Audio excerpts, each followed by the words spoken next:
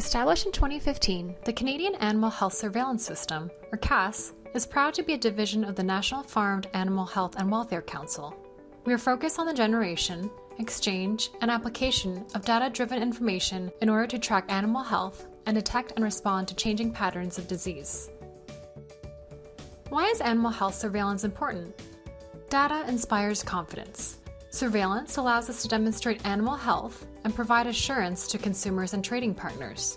It allows us to detect serious foreign animal diseases such as African swine fever quickly, should they occur, and to track important endemic diseases such as Salmonella, and evaluate successive interventions to reduce these diseases. There are many different tools in the animal health surveillance toolbox. Using the right tools in the right situations to achieve high protection for animals and high value for partners is the art and science of animal health surveillance and the goal of CAS. Our organization's focus areas in the next 5 years include 1. Gathering and organizing data and information, 2. Sharing this information with partners across sectors and regions, 3. Strengthening networks and trust, 4. Transparent and efficient CAS operations and governance, and 5. Developing a sensible sustainability plan. Animal health surveillance is built from the ground up. CAS supports robust regional and species networks that inform national approaches and allow us to quickly activate coordinated responses to animal health emergencies. CAS networks bring people together on a regular basis to discuss animal health issues and plan activities to detect disease and protect animal health and livelihoods. Currently, our networks include antimicrobial usage and resistance, vector-borne diseases, as well as animal surveillance network groups, including beef cattle, dairy cattle, equine, finfish, poultry, shellfish, small ruminant, and swine surveillance. We are a member-driven network of networks with broad-based support from industry and governments. CAS is proud to work with the following groups: national, provincial, and regional producer and industry associations, federal, provincial, and territorial governments, Council of Chief Veterinary Officers, Community for Emerging and Zoonotic Diseases, veterinary surveillance and epidemiology networks, animal health laboratories, public health authorities, as well as the Canadian Wildlife Health Cooperative. Some recent highlights. In May, the Canadian Food Inspection Agency, as well as CAS, started work to develop a new finfish health project that will use citizen science for improved detection of diseases and support conservation efforts of finfish in Canada. Other important partners have come on board and the project continues to move forward. Since April, CAS has been supporting the work of the CanSpot ASF Technical Committee. CanSpot ASF is a collaboration under direction from the ASF Executive Management Board that includes swine industry organizations, the Canadian Food Inspection Agency, diagnostic animal health laboratories, provincial governments, and Canada's Swine Health Intelligence Networks. We are excited to play a part in this new model for managing serious animal diseases in Canada. More information is available at www.ahwcouncil.ca. Our future is busy. With the new website ready to launch in the next few months, CAS strives to become the go-to hub for animal disease surveillance information. In addition to having up-to-date searchable libraries of surveillance initiatives and surveillance documents, updated disease alert functions, and a searchable list of notifiable diseases, a new podcast called Animal Health Insights will be launched to engage producers, veterinarians, and pet owners on animal health disease surveillance projects and to build awareness and understanding of our organization and its work. The CAS team consists of 2 dedicated CAS staff, with great in-kind support from council and partner organizations, as well as skilled contractors. Dr. Teresa Burns has been the CAS coordinator since the fall of 2019. She is a veterinarian with a PhD in epidemiology. CAS recently hired Dr. Doris Leung as the communications lead. She is also a veterinarian and has a Master's of Public Health. Together, Teresa and Doris are excited to continue strengthening partnerships and networks and to support animal health surveillance in Canada. For more information on our organization's work, or to become a new member, visit www.cahss.ca.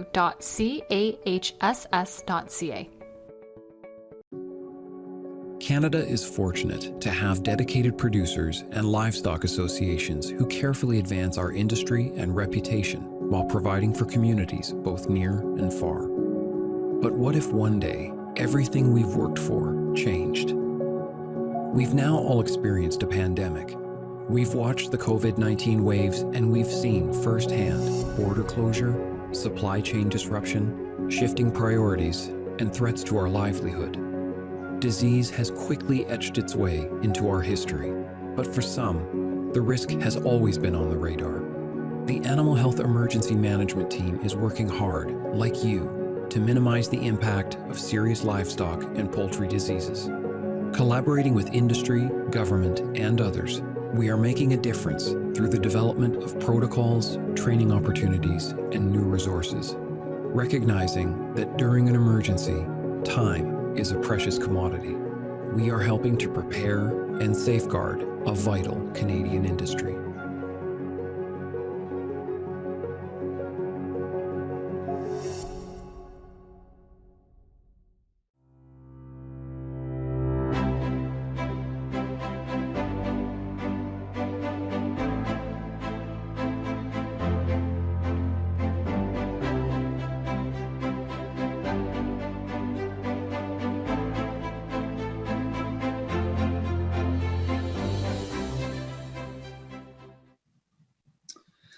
Good morning, everyone, or good afternoon if you're in the East. Welcome to the National Farmed Animal Health and Welfare Council's final forum virtual event, COVID-19, Unintended Consequences and Lessons Learned. I'm Jim Fairless. I'm sponsored by the CVMA on the industry side of the National Farmed Animal Health and Welfare Council. And my day job, I'm at the diagnostic lab at the University of Guelph. It's great to see or have everyone here. And I'd like to acknowledge our sponsors for this event. Gold sponsors, the CFIA and the Public Health Agency of Canada. Silver sponsors, the Egg Farmers of Canada, Farm Credit Canada. And bronze sponsors, the Canadian Animal Health Institute, Chicken Farmers of Canada, the Registered Veterinary Technologists and Technicians of Canada, Agrilytics, and the National Sheep Network. It's very fitting that we have this final forum event. It's going to be jam-packed with lots of exciting speakers. And without further ado, I'm going to introduce our keynote speaker. And that's Dr. Harpreet Kochhar, who is the Associate Deputy Minister of Health for Canada. And he's formerly has been with the CVMA and Chief Veterinary Officer for Canada as well. So he's going to give us a One Health perspective on COVID-19. Harpreet. Thank you, Jim, thank you very much. Bonjour à tous et toutes. Ça m'a fait un grand plaisir d'être parmi vous pour partager quelques mots concernant la pandémie. So again, a great pleasure to be here amongst you. Thank you for inviting me to be a speaker today at the COVID-19 Unintended Consequences and Lessons Learned at the National Farmed Animal Health and Welfare Council Forum this year. This is, I have a history of working in the field of animal health, as Jim explained, as Associate Vice President of Operations in CFIA and the Canada's Chief Veterinary Officer. The National Farmed Animal Health and Welfare Council is well known to me, along with the members who do a lot of work to improve animal health and welfare. So thanks. And also importantly, in the context of current COVID-19 pandemic, the National Farmed Animal Health and Welfare Council's initiative on Canadian animal health surveillance system is equally important. So what I thought I'd do for today's session is to talk about my perspectives on how we can take the past experiences of animal disease outbreaks in COVID-19, somehow fuse and to better inform successful future responses, and maybe try to articulate a little bit of my vision on how we can advance or adapt to advance the future of animal health emergency planning and preparedness. And I'll come to that point in the latter half of my talk. But given that my current role, this intersects my past experience with animals with the current role of Associate Deputy Minister of Health Canada, let's start with a little bit of a COVID kind of a pursuit overview.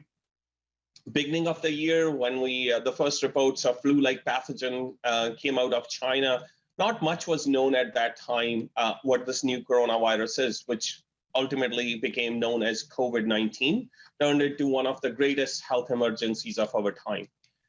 COVID-19 has become a global pandemic with as far-reaching implications to the global economy, healthcare system, supply chains, physical movement of people.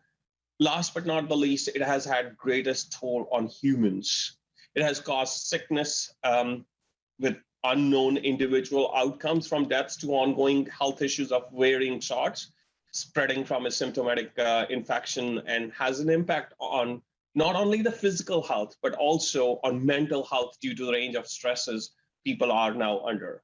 So 11 months into this, in the pandemic, we have around 58 million cases, approximately 1.4 million deaths worldwide.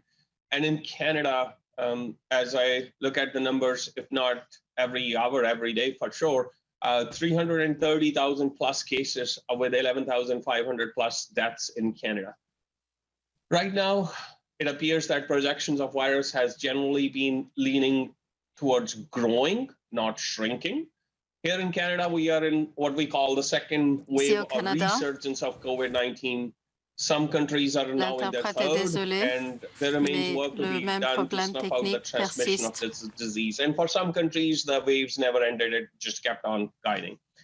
In terms of case studies on managing COVID-19, we look at to countries where not much has been done, to others like Canada, where there's been a concerted effort to manage it as much as possible from the very beginning. In both cases, while transmission is not stopping, the management of exponential growth is a significant key in ensuring economies keep on moving and healthcare systems can cope until at least one or more viable vaccines are available to general public. That's the goal as such. So focusing on in Canada, COVID-19 has presented some areas of concern, particularly in human health, and I'll start with that and make the connections with the animal health. Particularly in the long-term care, the correction system, food processing plants, and temporary foreign workers, which is probably of interest to this group. So those have been key areas of concern. In terms of preparedness, what's being done to continue being prepared for this ever-evolving disease? We've been experiencing an unprecedented demand on our healthcare system, which has led to immediate and urgent need to access health products that play an important role in diagnosing, in treating, mitigating, or preventing COVID-19. So right from the get-go, there was mobilization around getting the right PPE or personal protective equipment, from masks to gloves to gowns to face shields and everything in between, including testing devices and kits, disinfectants, hand sanitizer, and therapeutic drugs to vaccines. I know after my appointment in April, the first file I held, and I'm still holding, is the PPE, the personal protective equipment. The ability for us to make sure that the PPE is available around the country and in quantities which allows the people to actually use it in a way which not only protects the health of their own, but also the people they interact with. On all fronts, efforts in this regard are also ongoing, because I think we are fortunate to have a science-based regulatory regime for health products. And in response to COVID-19, our regulatory regime has turned out to be effective and both agile. Through the use of temporary regulation, so in Health Canada, we call them as interim orders. These are temporary regulations which are brought into force, or any other administrative measures. We allowed broader and more efficient clinical trials to expedite the review of health products and to address drug and device shortages. Like this was for, N95s or any other drugs, for example, remdesivir and other stuff. We're also expedited the review of issuance of medical device establishment license, improving effectiveness and predictability of recalls. We've been also agile in compliance and enforcement activities, including virtual and remote inspections. Work has to continue to happen. And our proactive outreach and engagement efforts have ramped up to support a wide range of new stakeholders navigating the regulatory system. The other aspect is the international partnership. We're constantly engaging with our international partners to ensure policies and regulatory approaches are aligned with the health products, because we do concurrent approval and health products need to be effective and made available to Canadians quickly. Let me turn a little bit in detail about what is happening in terms of preparedness. Canada continues to procure PPE. Over 2 billion items of PPE have now been procured, and long-term contracts exist in terms of anticipation and potential second wave. So we feel that we've prepared ourselves enough in the PPE world. In the testing world, 3 million rapid tests for Abbott ID now, PanBio, which have been delivered. So I won't go into the details of point of care testing, antigen testing, molecular testing, and others. Canada has a contract for all of these tests, and these are arriving in millions before the end of the year. What does it mean to us is rapid testing, tracing, and that means that you are able to reduce the transmission rate. Right now, scientists and companies are working around the clock on therapeutics and vaccines. Just a couple of weeks ago, and I think you all know this, you heard in news, Pfizer and Moderna vaccine candidates showing a very high rate of efficacy. So Canada signed a deal to secure millions of these doses back in August. Just a little bit of a foresight, there are 7 vaccine candidates, 2 of them the forerunners, which have shown the potential. We've already signed, and we have a diverse portfolio of potential vaccines. In terms of where we are now, from the time when we started, there are a few of the lessons learned. In terms of lessons learned, being prepared can be underestimated. And I think Canada has taken right steps right out of the gate. Be prepared to deal with this pandemic and to build on the lessons learned along the way. We continued to actually go back, do those hot washes, and continue to ensure there's ongoing communications with Canadians. There's stockpiles of personal protective equipment, including ventilators, engage with our partners, international partners, domestic partners, and the list goes on and on. With a pandemic, there's a need for ongoing emergency planning. Check, English, with complacency not being something that can enter the picture at all. So there is and will continue to be sense of urgency to make sure there are plans in place that can evolve as the needs evolve.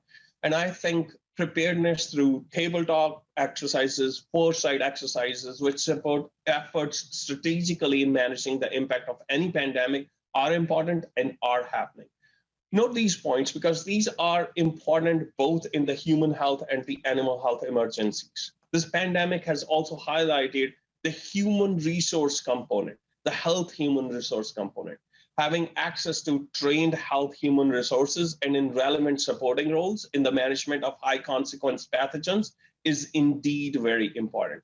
I'll make a connection. Having in my previous life as a CVO and as an animal health person, mirror the same image in situations like avian influenza and others, where again, the aspects of planning, having a foresight, tabletop exercise, making sure that there is enough equipment, making sure there is enough ability for us to do that testing or even in the end, the depopulation. That components were very important. And that meant that we had trained staff, we had the equipment, we had everything ready for that. And it's also being prepared with extra capacity if needed to ease pressures. So in this context was pressure on long-term care facilities, quarantine facilities, correctional institutions, and other healthcare systems. So there was always the ability to leverage other things. For example, Canadian Red Cross. So Canadian Red Cross came in very handy to increase our capacity in terms of getting the human health resource capacity. It comes at a point where I remember a creation of Canadian Veterinary Reserve during the AI days, which was supposed to be our surge capacity in the animal health world, where the veterinarians were trained around, and CVMA probably still has that program in terms of making sure that should we need that surge capacity, that a capacity would be available.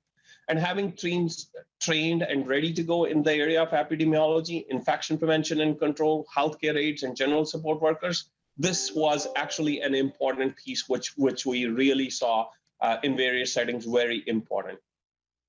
As I mentioned earlier, we also seen unintended consequences like mental health impact and increase in substance use. So work has been ongoing through Wellness Together Canada and so on. Let me turn our attention back to animals. So all coronavirus that infect humans have a known animal origin, whether this might be either in bats or in rodents. And COVID-19 or SARS-CoV-2, again, as considered as zoonotic virus with bats being called as natural hosts, that might have mutated in the bats or the intermediary species with a second mutation and then slowly highly pathogenic to the humans. So a lot of information available in literature about what happened during this time, but we are also still learning about the virus origin. And there are some gaps. The improved need for disease surveillance mechanisms required for monitoring of animal hosts to prevent future pandemic threats. In my discussions with multiple entities who play a role, whether it is Canadian Institute of Health Research, whether there are international partners, WHO, the theme of One Health comes in very handy. How exactly does SARS-CoV-2 jump in from human into humans from animals? How can we prevent further virus spreading? And these are all the things which need multidisciplinary collaboration and a methodology approach, which is the center piece for understanding the One Health perspective of coronaviruses and potential of endemic spread in non-human animals. So again, my role being as an associate deputy minister in health does not forget that connection, which is the three-pronged one: the environment, the animal health, and the human health piece. So we've seen the impact of COVID-19 on animal health and emergency planning and playing out in real time. We've already seen that, dogs, cats, or tigers, they could be infected. Latest has been the mink story with the, mink farms in Denmark, which is particularly interesting because through surveillance efforts, Denmark recently advised the OIE of new mutations. And this is something which is playing out as a story, but it highlights the efforts in the vigilance and surveillance needed in animal health world. If I was to envision, and this is the last part which I wanted to share with you, if I was to envision how can we translate the experience of COVID-19 into animal health disease outbreak preparedness, I would say the following. There are 7 Ps, and these are just a creation because what I've seen through, and this is where I think there is a value. Plan, prepare, practice, procure, position, partner, and publicize. And I'll go one by one on that. Plan. What are your plans? What is your emergency plan? How do you actually articulate that plan? Is it a cumulative plan or is it a very isolated plan? Prepare. Look to the past and learn from the past. Seek out the best practices. Do some foresight planning by looking and playing out the scenarios from best case to worst case. And that is when your preparation would be very, very robust. Procure. That is the third point. Looking at what we did for the PPE, look at all aspects of outbreak, including supply chain, domestic supply, availability, downstream events, downstream needs, such as warehousing of that.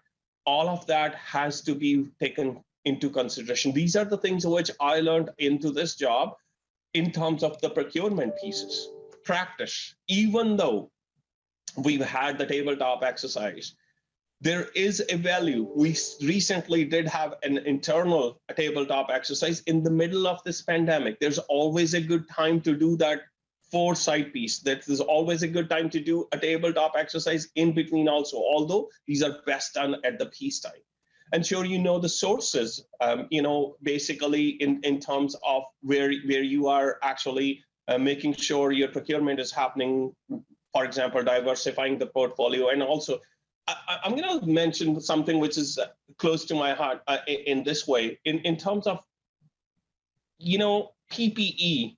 We will create a lot of waste which will go into landfill. So one of our intention is also to, in a foresight way, to see, is there a PPE which we can prepare which is decompostable? So keep that in mind. That's something which is close to my heart in terms of environmental aspects, but down the road, you probably want to think about that. Position yourself. That's the other P. Go in with a clear objective. What is it? Are you actually in a risk mitigation mode, or you are in the risk management mode? And those two things will actually give you an insight as to which road are you going. Partnership with industry, with stakeholders, with provinces, with territories, and all the others. That is a very important centerpiece. Otherwise, there isn't something which can be done solo. So this is something which is totally important. And lastly, in the communication world, and I wanted to go with the theme of P's, so publicize. Be ready to communicate often. Have a draft comms plan and material at the ready with the key spokespeople. Identified for various situations. Be prepared for issues management. Be clear. Plain language is important for a message to resonate. And finally, this is something, if you do it right, you will have a good handle of things. Basically, looking at COVID-19, which is the biggest event of the century, and we know we will come out more resilient with better knowledge, but this is a way not only that this actually implies that there are many lessons to be learned, but the One Health concept is the centerpiece into this one also. Given that there are close connections with animal health, human health, and the environment piece, we need to also focus on doing this properly, not only the 7 Ps I mentioned, but also making the concept of One Health resonate amongst all the communities, whether it is the medical community, veterinary community, or the stakeholder community, because that is how you will be able to tie it together and prepare yourself better for the upcoming any emergency which will come in the animal health world. And mind you, this is not the only pandemic or only emergency which we will see in the due course of time with, environmental aspects, with global warming and others. There are many more which could be seen, but are we prepared enough? That would be the key question which we'll have to answer. With that, Jim, I will stop here. I think I've exhausted my allocated time, but we'll be happy to answer any questions if there are. Thank you. Great. Thanks very much, Harpreet. And for those, if you do have any questions. Merci beaucoup, Harpreet. Si vous avez des questions, veuillez les placer dans la boîte. On the English side and Gabriel Aguijo on the French side, looking at those questions.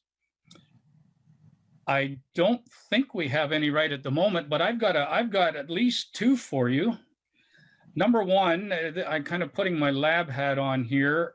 We've seen, and this is for everyone in the agricultural industry as well. We've seen lots of issues around PPE and supplies, and you talked about that we've ramped things up really well. We're still hearing things about N95 masks on the swine side of things for veterinarians. When do you think our supply chain will be robust enough sometime in the near future to handle all these things? We've, from the lab side, we've been able to get through, but obviously there's an ethical thing here that humans come first. So I'd say in that context, Jim, so the immediate need was to procure the N95s, and we had a tiered approach. The frontline workers, the folks who were doing the health procedures, they came in first. The second one was the essential workers, the others, and so on. The list went on.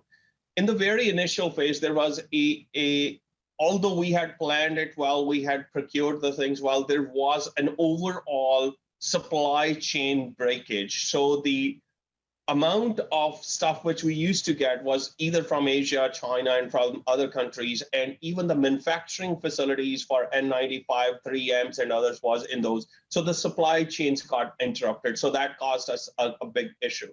Given going forward, we have domestic supply coming into action in as early as March of next year, which means that if the 3M production goes in Canada, we are much better off we are not dependent on the supply chains across the world. Secondly, there are other companies who are actually establishing N95 mask preparation in Canada, in North America, which is going to be a big thing. In reality, when we do these kind of supply demand projections, we look at it from the aspect of how does the epidemic behave? What is the trajectory of the epidemic going in? So in the resurgence way, we have calculated what is the estimated demand for the healthcare sector, for the essential sector, and 10 other specific ones, which includes the dentists and the other para-medical sectors. And we've actually made sure that we have enough stockpile in the country. Now, there's also a piece where provinces and territories are the actual distributor of that, because once the feds procure it, it is provided to the provinces and territories, and then the allocation goes further to hospitals and other suppliers. But looking at the demand supply, which I look at it on a weekly basis, actually twice a week, we should not have any difficulty in having access to N95s, for example, right up to 1 year mark, which is the November of 2021, given if everything's remained the same and we are looking at the worst case resurgent scenario. How this is procured and actually provided, there has to be a way how we can work with provinces, territories, and other organizations which can actually further distribute once they are allocated that stuff. I hope that answers your question, Jim. That's great. Thank you. I think Megan has some questions now. So. I do. Thank you. Thank you, Renee, or thank you, Jim and Harpreet. I have a couple of questions for you. The first question is, so glad to hear the consideration of the environmental challenges and recyclable and compostable considerations for PPE. Is the government doing anything to stimulate that type of innovation? Absolutely. So what we've done is we have actually put out a design challenge, and that with our partners in ISED, which is the what was previously known as Industry Canada. So what we've done along with our National Research Council and ISED is, we've sent out a design challenge as to give us the designs of the possible products which are either compostable, they are actually have a very minor carbon footprint, and those are the things which we have just actually selected a few candidates, and we are sending them in an invite so that the investment will be done through the federal government so that they can bring their design to life. And further on, if that is a proper way of actually providing the masks which are able to give that kind of filtration, the gowns which are able to do their job, we will actually include that as a part of our procurement strategy going forward. One other piece is that we are also looking at the possibility that these recycled things like plastic shields and others, what part of it can be recycled and used into, for example, when you're building roads, the asphalt has to contain 10 to 12% of that material inside so that it is recyclable. So a few of those things are already ongoing, and innovation-wise, we did put together a white paper or a discussion paper on the environmental impacts of PPE, and that's available on the website of the ECCC or Environment Canada if someone wants to have a look at that. Great, thank you. And another question for you is, how do we keep the balance between farm animal and human side needs when we're dealing with challenges that are potentially zoonotic? So that's a tough question, and that's what the community has to actually look at it. For example, the impact of human health, impact on human health of this particular pandemic has been widespread. So not only the physical, but also the mental health aspects of it. And the stressors are so much that, it's impacted the economy, it's impacted jobs, it's impacted everything in terms of, our ability to really support the farm, kind of community, the agriculture community, the farm animal aspect of that one. There is a fine balance where there has to be a very specific kind of focus on what do we do in terms of these situations. One, learn from what the incidences are happening in the human side of the world and, kind of translate them for preparedness, but also to look at the possible scenarios where we could be actually making sure that there is no food insecurity, making sure that this is not a way of transmission, making sure that we are actually doing the right things so that we are actually contributing in bringing the resurgence pieces down rather than providing those possibilities where this can multiply. So those are the things which we continue to kind of grapple with. There is an intersection somewhere where, again, I bring the One Health concept back again to the point, because there are the pieces where we will need to look at what exactly have we seen in terms of the human health, the zoonosis piece, and to the animal health piece. Nous devons étudier l'aspect transmission humain-animal. Great, thank you. And just one more question, if you have time, Harpreet. In certain sectors of animal health, we are able to apply risk management and biosecurity. Do you feel that there are lessons learned that could be passed on from animal to the human side? I would say that is actually a real-time thing. When we say that the isolation of the individuals, if you have tested positive, if you have symptoms, stay home. This is, if you have any of those contact tracing pieces where you have been in contact with that, we have electronic ways of COVID-19 app. These are all the basic parameters which you would actually exercise to prevent human-to-human transmission or reduce the transmission rate. What is the biosecurity aspect in the animal health world is also on a similar way, looking at making sure the transmission does not happen, whether it is from human to animals or from animal to animal, making sure that the proper precautions are taken so that that transmission does not happen. They jive in concept very much with each other.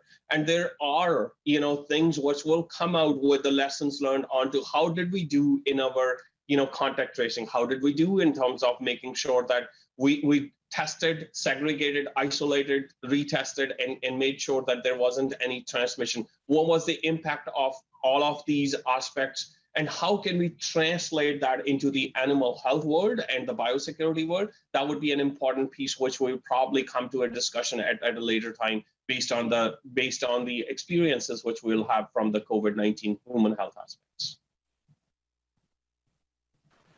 Thank you. Jim, I'll turn it over to you. Great, thanks very much. And thanks very much, Harpreet, for a great talk and giving us some perspective from your point of view around this.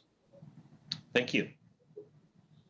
Now we're going to look at the processor perspective, and we are pleased to have Jared Gillig, Business Operations and Supply Chain President for Cargill Protein North America. And he's going to talk on the evolving food production practices and maintaining public trust around COVID-19 into the future. Jared.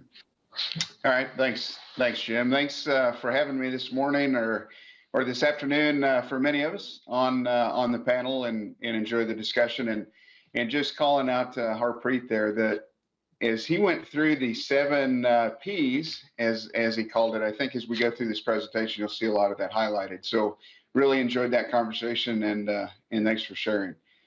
So as Jim mentioned, I'm the president of Cargill's Protein North American business and lead our business and operations team as well as our supply chain. So, as we look at that, that's we've got 40 facilities across North America. I've been with Cargill for 22 years and spent most of that time in our processing facilities in several different capabilities and as a general manager in several facilities. Spent some time in Canada there with our beef business up there as well. So great to be on the call this morning. And again, this is a time where I'm really proud to be part of the industry, and think we truly are making a significant difference as we face forward, in this pandemic and continue to go forward. It truly highlights the essential work that we're doing. If we can go to the next slide there. Yeah, so obviously you see, I talked about the 40 different facilities across North America. Here in Canada, obviously we're extremely proud. We've got, within North America, we've got 28,000 employees, and 7,000 of those reside there in Canada. So obviously we've got our harvesting beef facilities there in Guelph and High River.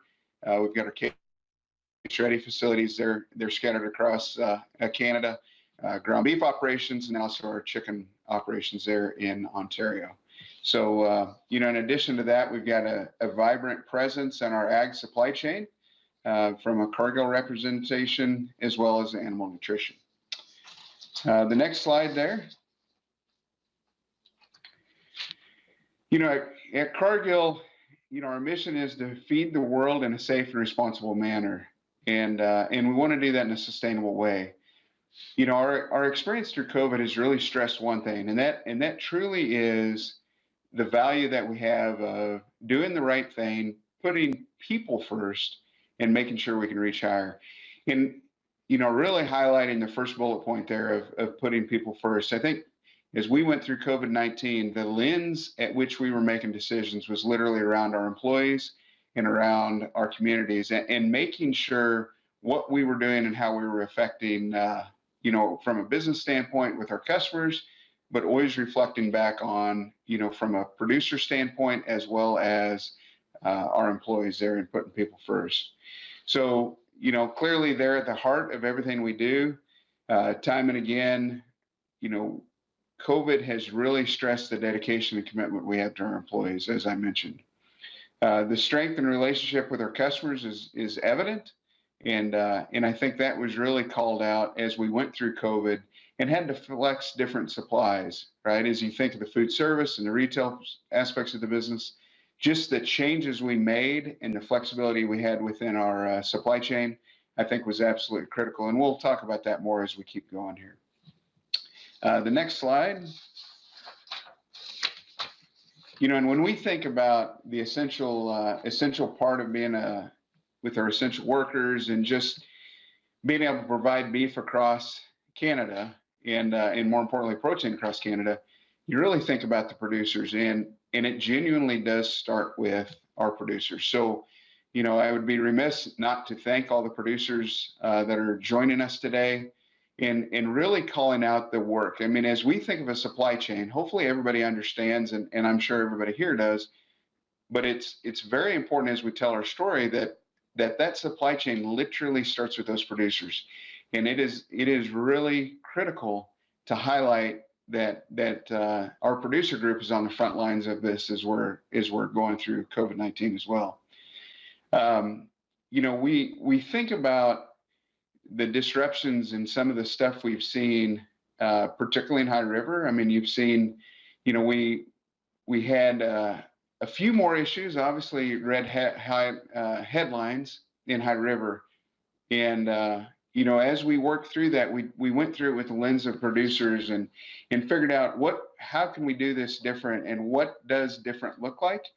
As we think about Guelph on the other end of the country, or the other side of the country, there in Ontario, that plant, fortunately, we've been able to run, and it's run very strong. I mean, as I talk about the resilience of our supply chain, having that ability to flex back and forth to make sure we can meet our customer demands and the demands across Canada was critically important. As we think of investment in our communities, which I mentioned, we recently made a $100,000 grant into the Ag in the Classroom for Canada. And this is focused on their website of the thinkag.com. So really figuring out how do we get into that student career web portal and bring that education forward. That's one of the things Harpreet talked about there. His final P was publicized. And we'll talk about how do we share our story and what do we do differently as we talk about this going through COVID-19. But that really is important, which is why Cargill felt that investment was important. The other thing is, ensuring, as we think of the welfare of our animals, it's paramount to the values and mission that we have with Cargill in our animal welfare and how we're working through that. And matter of fact, as we went through, obviously the times in High River, we reached out and connected with producers, making sure we moved overweight cattle through the system to make sure we didn't have additional animal welfare issues that we need to think about from an industry standpoint. The next slide talks about prioritizing safety. And as we were going through COVID-19 and we were first ramping up into it, so as we think back into that March timeframe when this really began to kind of rock our world, Harpreet talked about procuring, and getting out there and getting the PPE that we needed.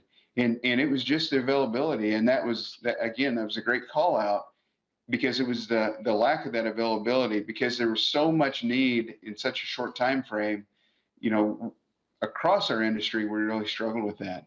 And I think from a positioning standpoint, as you think of what we've got in place, as we think of this second wave and we think about, what continues to come at us, the safety protocols we got in place, we continue to do our screening. So we've got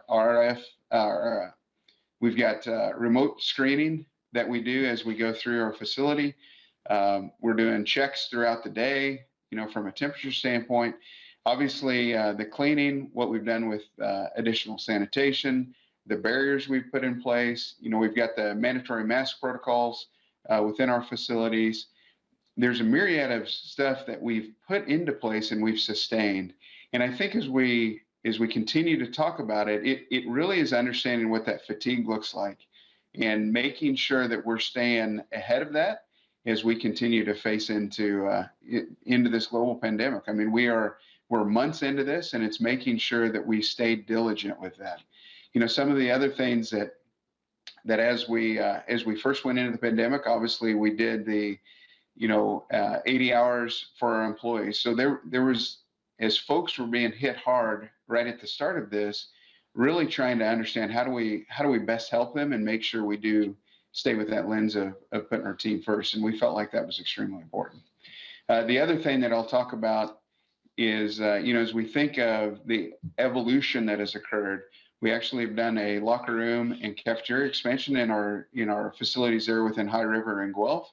And that, again, as we think of social distancing and we think of how do we continue to spread folks out on the floors as we're going through the processing, the barriers that we have in place. I mean, we feel the effectiveness and have had conversations with the local health departments that we are, those are good, but obviously the concern around the cafeterias and locker rooms. So we actually invested in those areas over the summer to help us better prepare as we move into this fall and winter. The next slide there. So turning lessons into actions, again, it's our employees and remaining focused on that, right? We've been praised by the work we've done with COVID-19 as Cargill, and we take pride in that, but we also recognize we have not been perfect by any means through this, and we continue to learn. And I think it's really important to think about, this continues to evolve, right? We continue to get more information, and clearly we're going through imperfect times. So it's trying to figure out what is perfect or what is close to perfect look like as we continue to learn and go through these imperfect times. We are saddened, and we think about the loss, and we think about, there are folks that have been highly affected by COVID-19, and that is extremely tough. But it's also on the flip side of that, what are we doing to continue to make sure we keep our team safe, and how do we stay ahead of that? I think is an important thing to do, but I would be remiss not to mention that. Clearly our employees are not just our employees, they're our family. And the toughest thing I have, and as you look at these slides, going into our plants, I've always taken a lot of pride, when people make eye contact back with you, particularly from a leadership standpoint. You can see so much in a plant by the reactions you have with your team members. And that's probably the toughest thing with a mask is it's really tough to see those smiles, but it's amazing what you can read through folks' eyes. And, as I've been able to get out into plants and see firsthand what's going on and making sure that we're not getting lax and we're staying robust in our efforts. It is great making those connections, and that's what we take a lot of pride in. So as we think of the lessons and what actions we put in place, obviously, the barriers that we put up, maintaining those, I oftentimes get questions of, how long does it look like we end up leaving things like that in place? Honestly, I hope not forever. But, in at least the near term, I definitely anticipate. Et j'espère que à court terme, j'espère que as we continue to fight through this pandemic. The other things as we went through this, obviously we learned, and Harpreet talked about, from a community standpoint, how do we look at this? And one thing that we identified, and Alberta Health spent quite a bit of time with this as well, talking about carpooling and the potential concern with carpooling, which really came out to be a pretty significant concern. We were able in High River to actually team up with a bus company and retrofitted buses, put shields and limited seating in our buses. So we've actually got bus routes set up to help folks figure out how to get to work, but do it in a safe manner, or do it in a safer manner than, in the carpooling fashion that historically we'd had. The entire process has been about continuous improvement and, learning, obviously as our employees come up with different ideas or they see something, bringing that back in, learning from other aspects of the industry, making sure that we put those things into place. But ultimately we must remain diligent. And, I talked about the fatigue that we're seeing and just making sure our teams are staying diligent with what we're doing. I'm confident we can fight and win this, but clearly it's going to take us all looking at it and all focusing on how do we continue to address it. The next slide.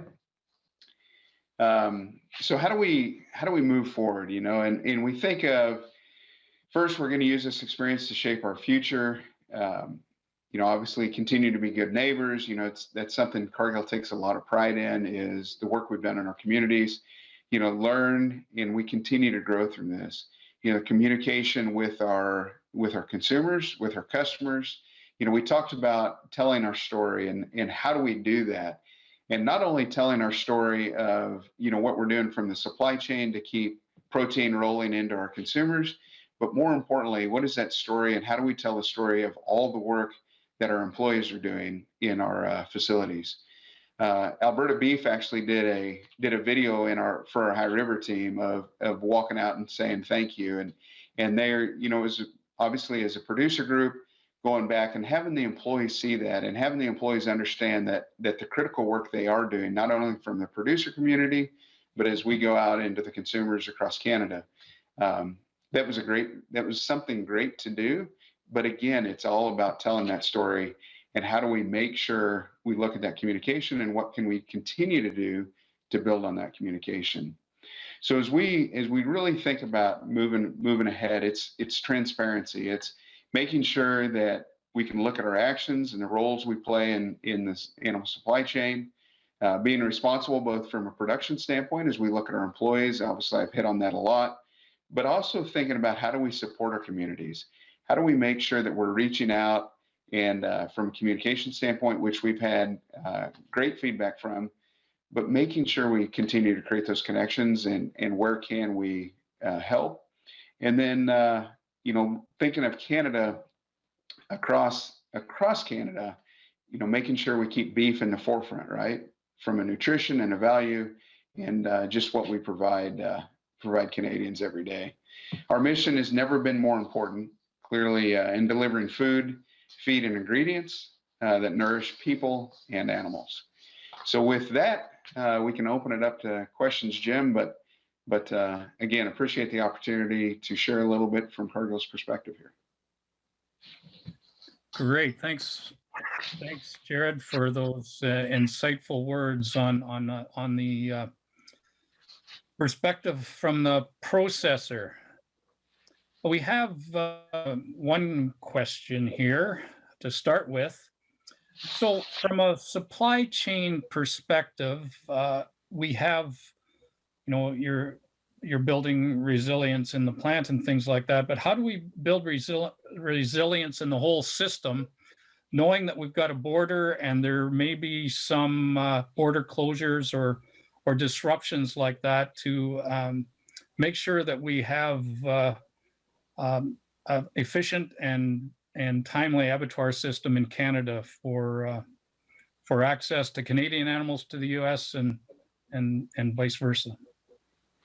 Yeah, I think again it goes back to the communication of what we're doing. And you think of the borders, you think of the implications other countries can put on us on exporting.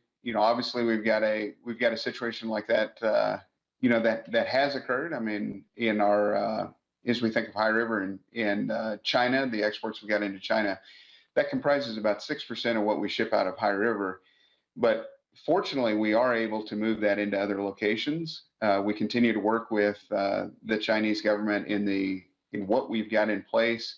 We believe the safety protocols, we've been validated. CFAA, obviously, we've worked very close. Harpreet and I have actually been on a call on a couple different occasions talking specifically about this. But as we think of, directly into your questions of the resiliency, it really is around the communication, around how do we make sure and show confidence in the system that we have. And I think as I reflect and look at what Canada specifically has done, I think we have done a very good job of telling that story. I continue to believe that we need to keep it out in front of folks. Because that is what builds the confidence, and that is what continues, those export markets, and continues, also the confidence of the consumer in Canada to make sure we continue to get beef into the retail shelves and even in the food service. Great, thank you, Megan. Do you have another? I think you have another question. Yes, we do. We have one more question coming in. Did you, as Cargill, have plans in place in advance of COVID, and did you use them? And will anything change in the future in terms of what you've learned from emergency planning as a result of COVID-19? Yeah, I think as we think of tabletop exercises, again, something Harpreet had mentioned, what are the lessons learned? As, from a preparation standpoint, we had, Cargill had the ability to have a little bit different lens because we do have, processing facilities overseas. I mean, Cargill's a worldwide organization. So we understood some of the things that they were doing with barriers, and that allowed us to act extremely quickly when we started to see this. Now, I will also tell you that it came extremely quick, right? So we didn't. It's not like we could build into it. I mean, it came extremely quickly, but I could leverage our colleagues there in Asia to say, okay, what worked, what didn't work. I mean, that's why the temperature screening, when we put that into place, I mean, it was extremely quick. And, it wasn't temperature screening, thinking like, with a thermometer and stuff, right? I mean, this is, how do I move a large mass of folks through a facility? Obviously, we got a lot of employees. We need to do that safely. We need to make sure we're thinking of social distancing as we do that. So setting up those IR cameras that literally can do that in a quick fashion, and also doing the checks throughout the day to make sure, from a healthy standpoint, one of the things we found was employees didn't necessarily know, that a temperature was coming on them. So that's why we started doing the checks throughout the day as well. So from an emergency planning standpoint, of course, we had, emergency actions and things like that set up. To say that I was fully prepared for a pandemic, I would be amiss, and that would not be a true statement. To say we are better prepared today for how we would react to that, I think that is really what changes, right? You obviously learn from what we've had in our past, and figure out how to better position ourselves moving forward. And again, I go back to, one of the things Harpreet said about procure. How do we look at and make sure from a supply chain standpoint that we've got that PPE, and what is that availability? How does that look? Obviously that's an important thing as we continue to plan into this and look for, what is the potential next thing that could be facing us. So great question, and appreciate that. Great, thanks. I think we got time for one more question here, and just for everyone, if we have extra questions, we'll certainly get those answered if we don't have time to do them here. So can you comment on your experience in working with other stakeholders in the beef supply chain and how that helped manage the situation? Yeah, you bet. I mean, if you think of our food service and our retail folks, from a customer standpoint, I mean, you think of the flexibility. So our plants, across Canada, whether it be our case ready plants, which are primarily focused at retail, we've got some of our grind plants or our patty plants, which are more food service oriented, and then you've got our beef processing facilities, which do both. So it's actually the flexibility of that, right? So as we saw the demand shift change and retail actually start to increase, we worked with our food service partners to talk about, hey, how does this look on shifting, availability of the products we're producing for them? How can we help shift that into some of those retail markets? And so I would say the communication there was really good.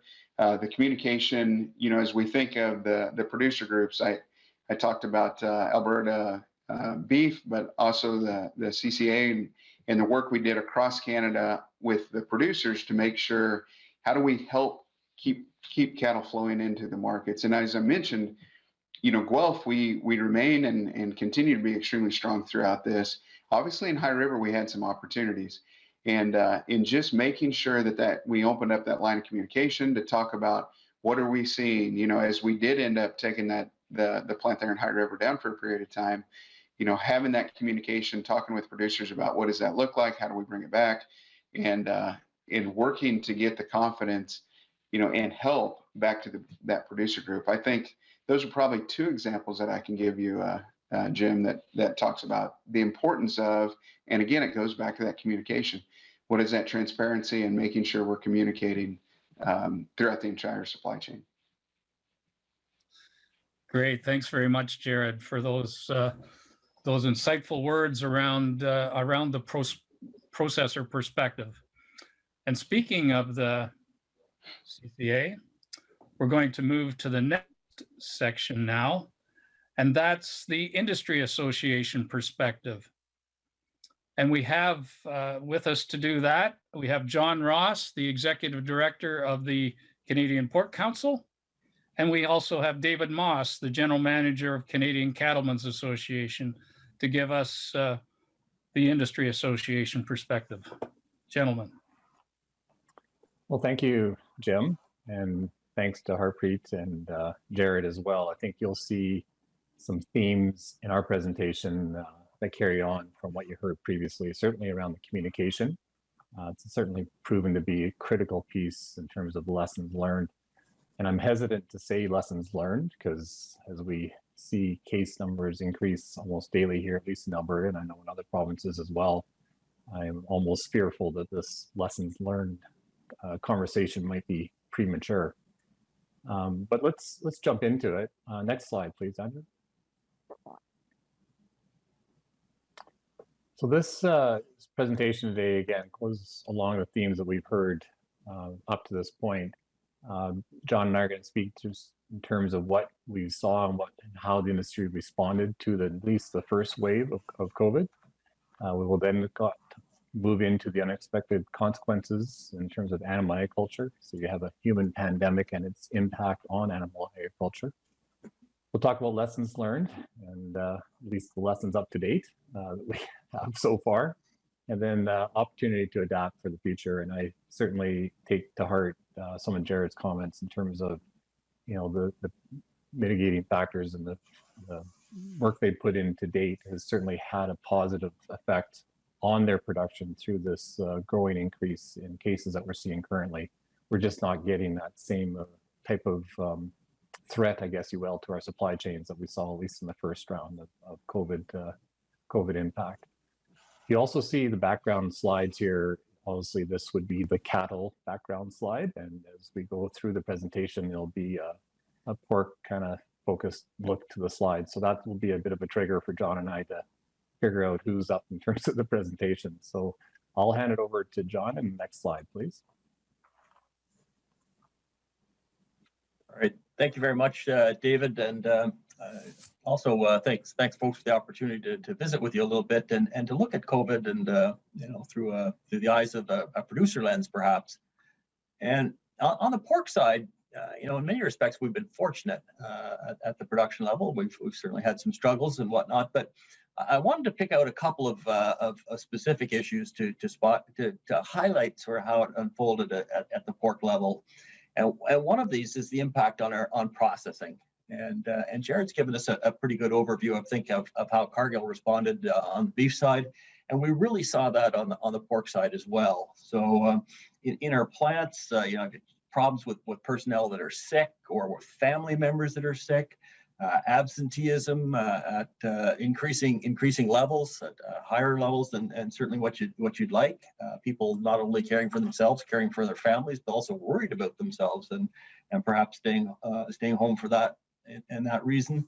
And so you saw a tremendous response from the processors to adjust their business and to pivot very, very rapidly to keep the plants running. And not only the physical things that we can see in this slide here, dividers and whatnot, and Jared spoke to those, but also in the way they did their business and the level of cooperation with things like the local plant, our public health agency, the provincial public health agencies, the national public health agencies, working with the Canadian Food Inspection Agency to keep things running.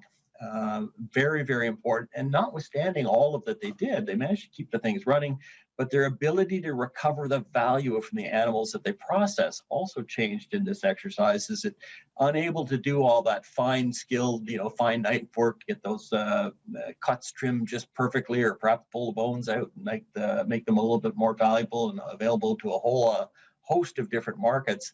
All of these things impacting the packers at the same time. And their ability to keep rolling, to keep moving pigs through the system was extraordinary. We did see, processing capacity for us and the capacity utilization for us on the hog side often pushing 100%, which is amazing.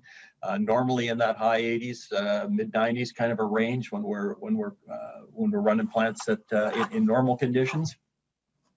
But when we dropped and we started to get into these COVID challenges, we backed that capacity up some 30%. And as a result of that, we ran into a backup of pigs.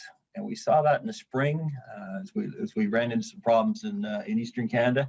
And now we're back at it again in the fall and wondering a little bit about how it's going to unfold in the West as well with the growing numbers of cases out there. But as you back up pigs, it causes all kinds of problems. We are really a just-in-time business. We like to move the pigs through the system. They got to go. We really don't have a place to put them, and our ability to store them or park them somewhere else, extraordinarily limited. And so as we ran into this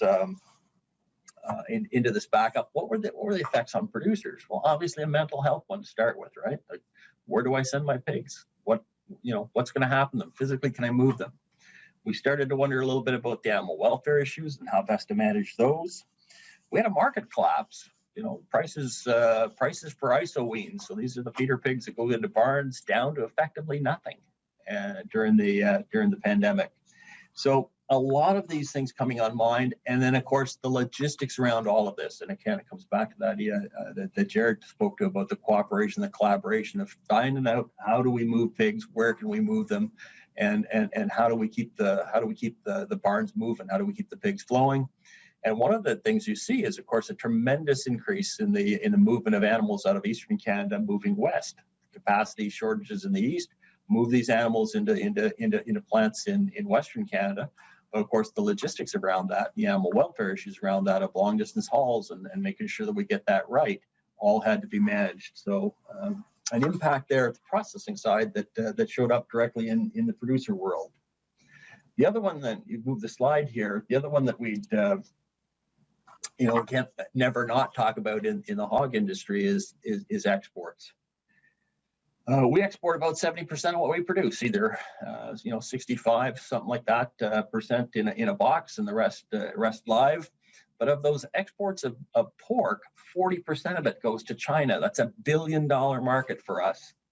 They take products that we can't move really anywhere else. Might represent 20 kilograms on a carcass. Often, if it's not going to China, it's going to rendering, and a tremendous value difference, obviously, between those 2 points. But we're in a situation now where about 65%, maybe 60%, I guess, of Canada's pork production is now suspended from China. China takes COVID particularly seriously, and they've asked, if you have a COVID outbreak in your plant, if you have one case in your plant, you should self-identify, self-suspend, and we'll get back to you when we're going to let you back into the marketplace. We have an issue today, in fact, where now we have containers headed for China, but the Chinese unpacking those containers and decontaminating boxes. So, if you think about your basic container of pork with 1,500 or 2,000 boxes in it, how do you take them all out, get them all decontaminated, maintain the supply chain, maintain the cold chain, and get them all back in that container and then back out into distribution? So obviously ports are starting to back up. All of this is a bit of an issue because, as I mentioned, China is a huge market for us at this minute in time. So where do you go with that pork? And, if you can't get it all prepared for, deboned into ways that other markets might take it, what do you do with it? How do you move it?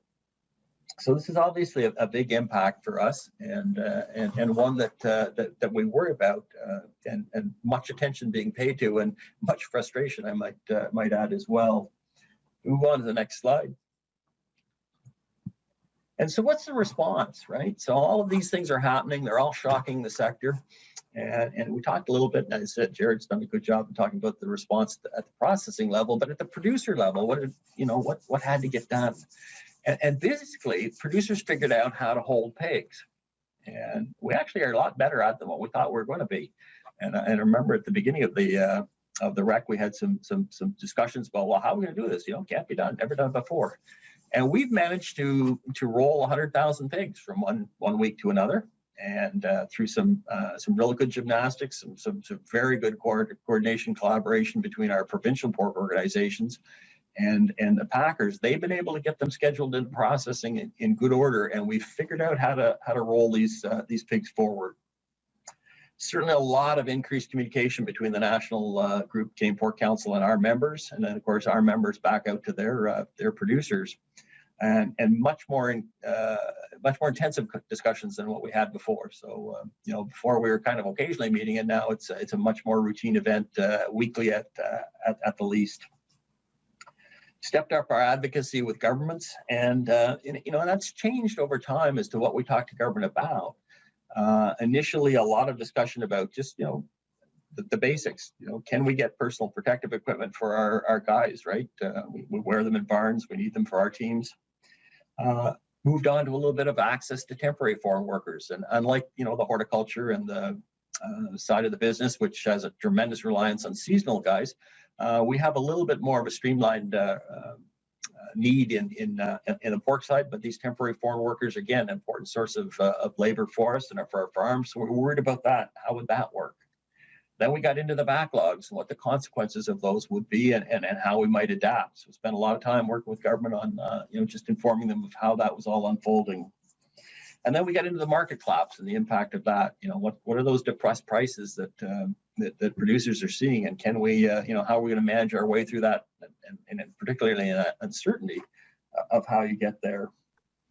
And we also learned a great deal about, working with our partners and having some confidence in your partners to get the job done. So, I didn't spend a lot of time working on how to look after the processing plants. The Canadian Meat Council and the pork processors all got together quickly, keen to share ideas, not a competitive thing here. This was, how do we all survive together? So some good work there done by the Canadian Meat Council. Canada Pork, our marketing guys, engaging heavily on the China file and making sure that all hands are in deck in there. And so again, this relying on your partners to get through the mess was a particular lesson that we learned. But I'll turn it back for, before we get into the next step, back to David to talk a little bit about the beef side.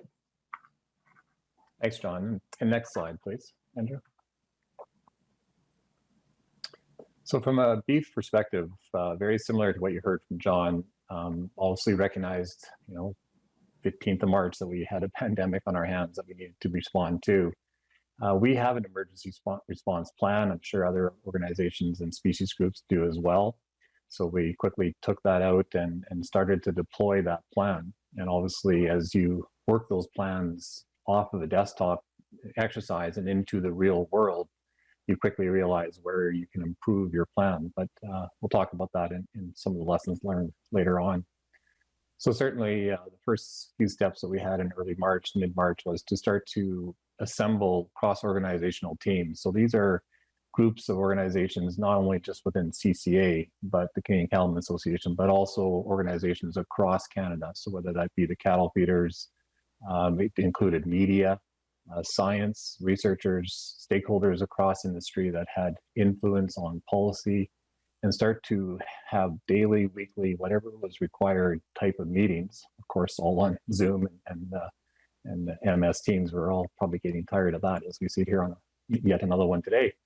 But it was just critical to have that information flow across these organizations and to have coordinated responses.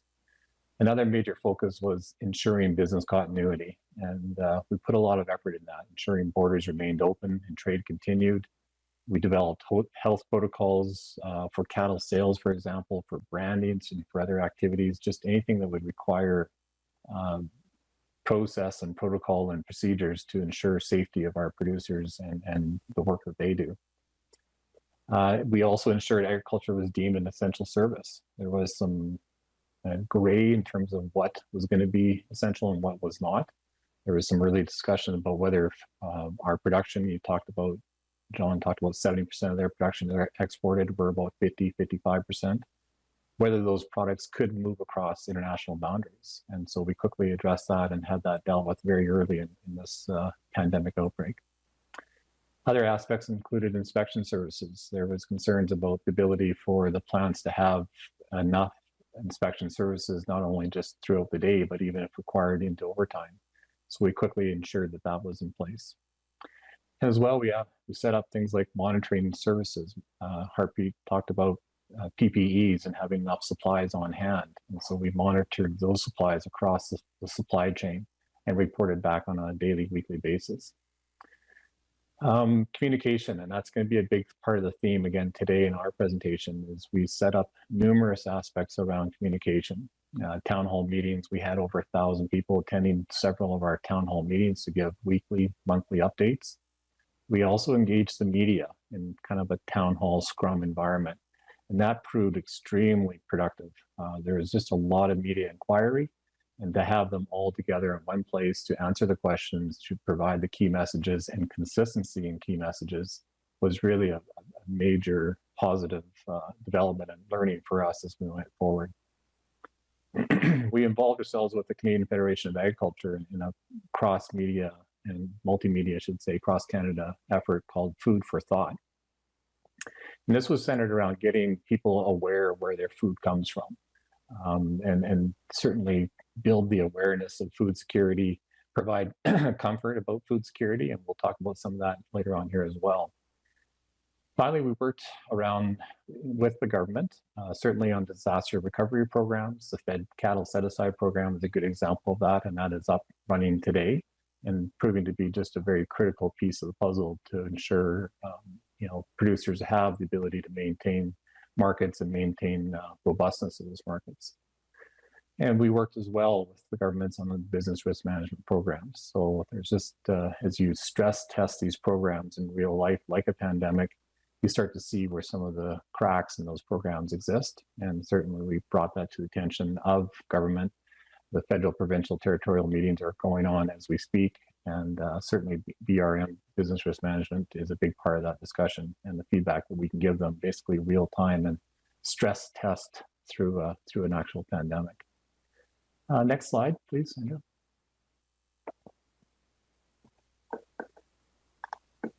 So the unexpected consequences on animal agriculture. So you think about our disaster and emergency response plans, they were all focused on a foreign animal disease outbreak. I don't think any of us really thought about a human pandemic in terms of how that could factor into animal agriculture. Certainly we had things like forest fires and different things that can happen, but we never really, I think, truly anticipated what a human pandemic could do to the food supply chain. And certainly things happen, and we all can recall the mass hoarding, if you will, in terms of Kleenex and toilet paper and those type of things. But we also saw shifts in terms of food and food purchasing. We saw a 36% increase in beef sales on a comparison basis to 2019. We had impacts in foreign trade, and John's obviously covered that in terms of the effect on China and what that means to all of a sudden you have an excess of supply, and how do you manage that supply? Another big impact was price discovery. We have, in some ways, the fortunate, and in other ways, perhaps unfortunate, if that's the right term, of having a fairly high packer concentration here in Canada. So if you have one plant that has to shut down for a period of time, that has a dramatic impact on price discovery. And, so how do we manage that in Canada, especially when you have two packers having upwards of 90% of the kill capacity here in Canada? Animal welfare, again, John touched on that a little bit. As you start to back up cattle, and on the cattle side, John talked about the numbers on the pork side, hog side. We were upwards around 120 or so thousand head. And we're still working through that and trying to recover from that backlog of cattle. And how do you manage those animals in terms of carcass weights and just generally animal welfare in general?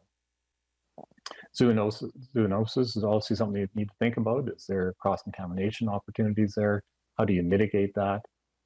And yet, that's all the negative. On the positive side, we do see this as an opportunity. Consumers have never been more aware of where their food comes from.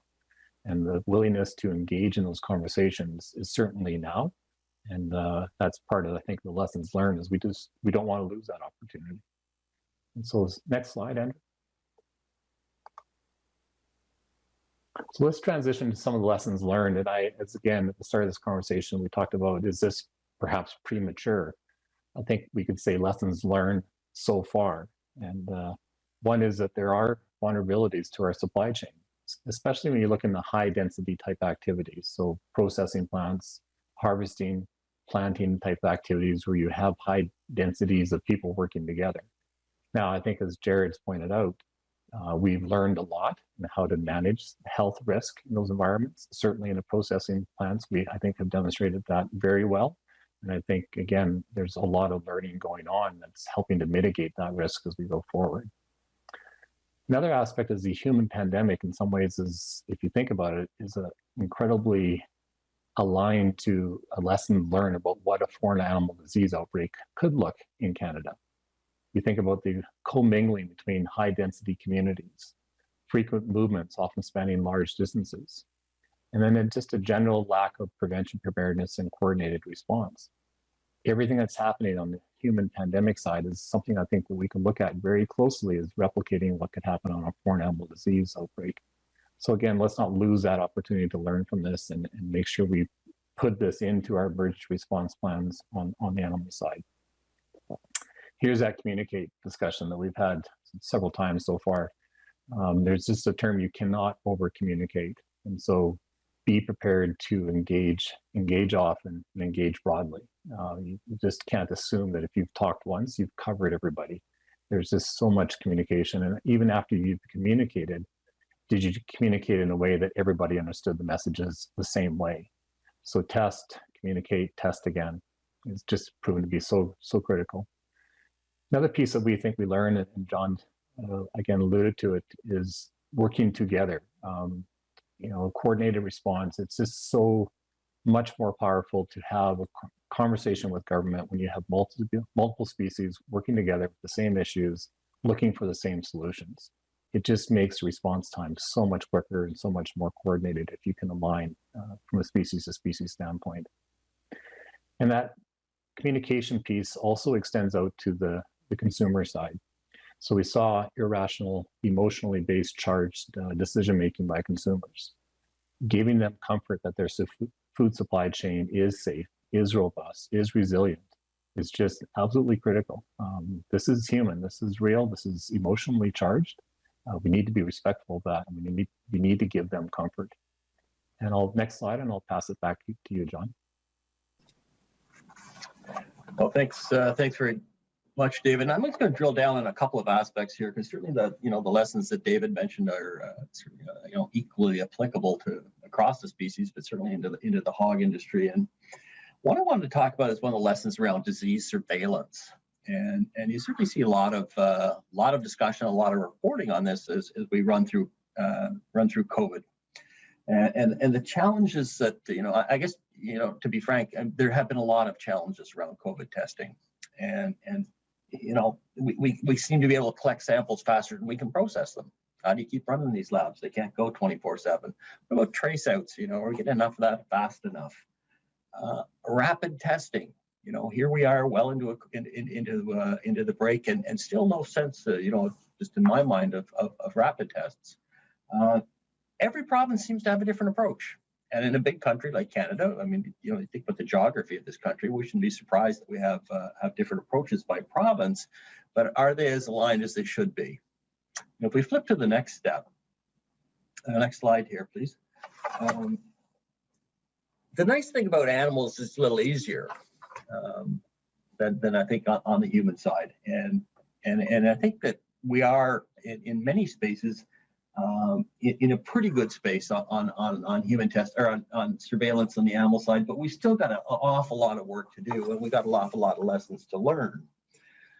One thing is for sure, in the face of an animal health break, we do not have time. I don't have 6 months. We were able to figure out how to handle a backlog of 100,000 animals. I'm not sure what to do with a backlog of 1 million. I get there in a heartbeat if all my borders are closed and I can't move the product. So we need to be able to be much, much faster at it on the animal health side.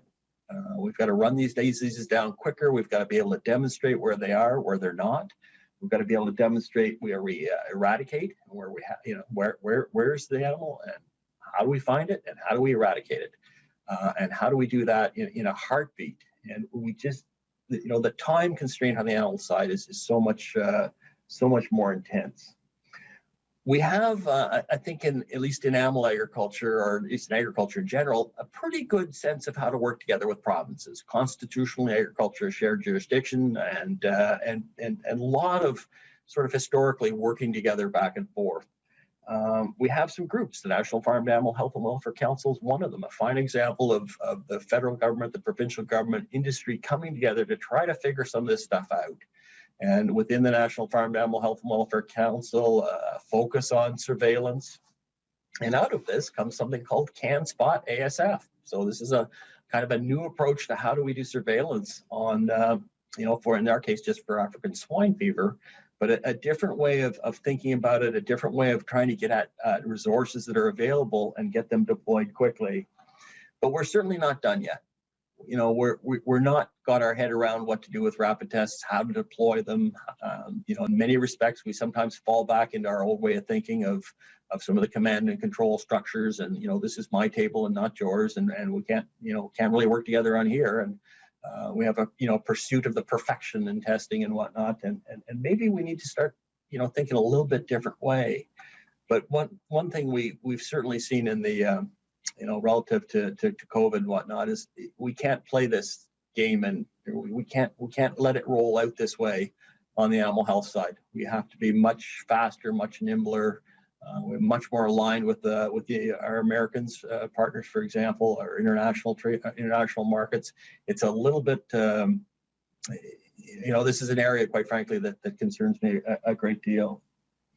But if we could jump to the next slide.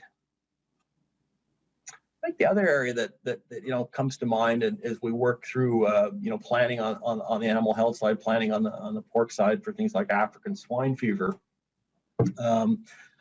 how do we respond, and what did we see in COVID, right? So we talked a little bit about the impacts of COVID, slowed up our packing plants. We see a backlog in pigs. We see the market adjust downwards fairly significant. Well, in fact, some places collapsed ultimately, if you think about our sales of isoweens.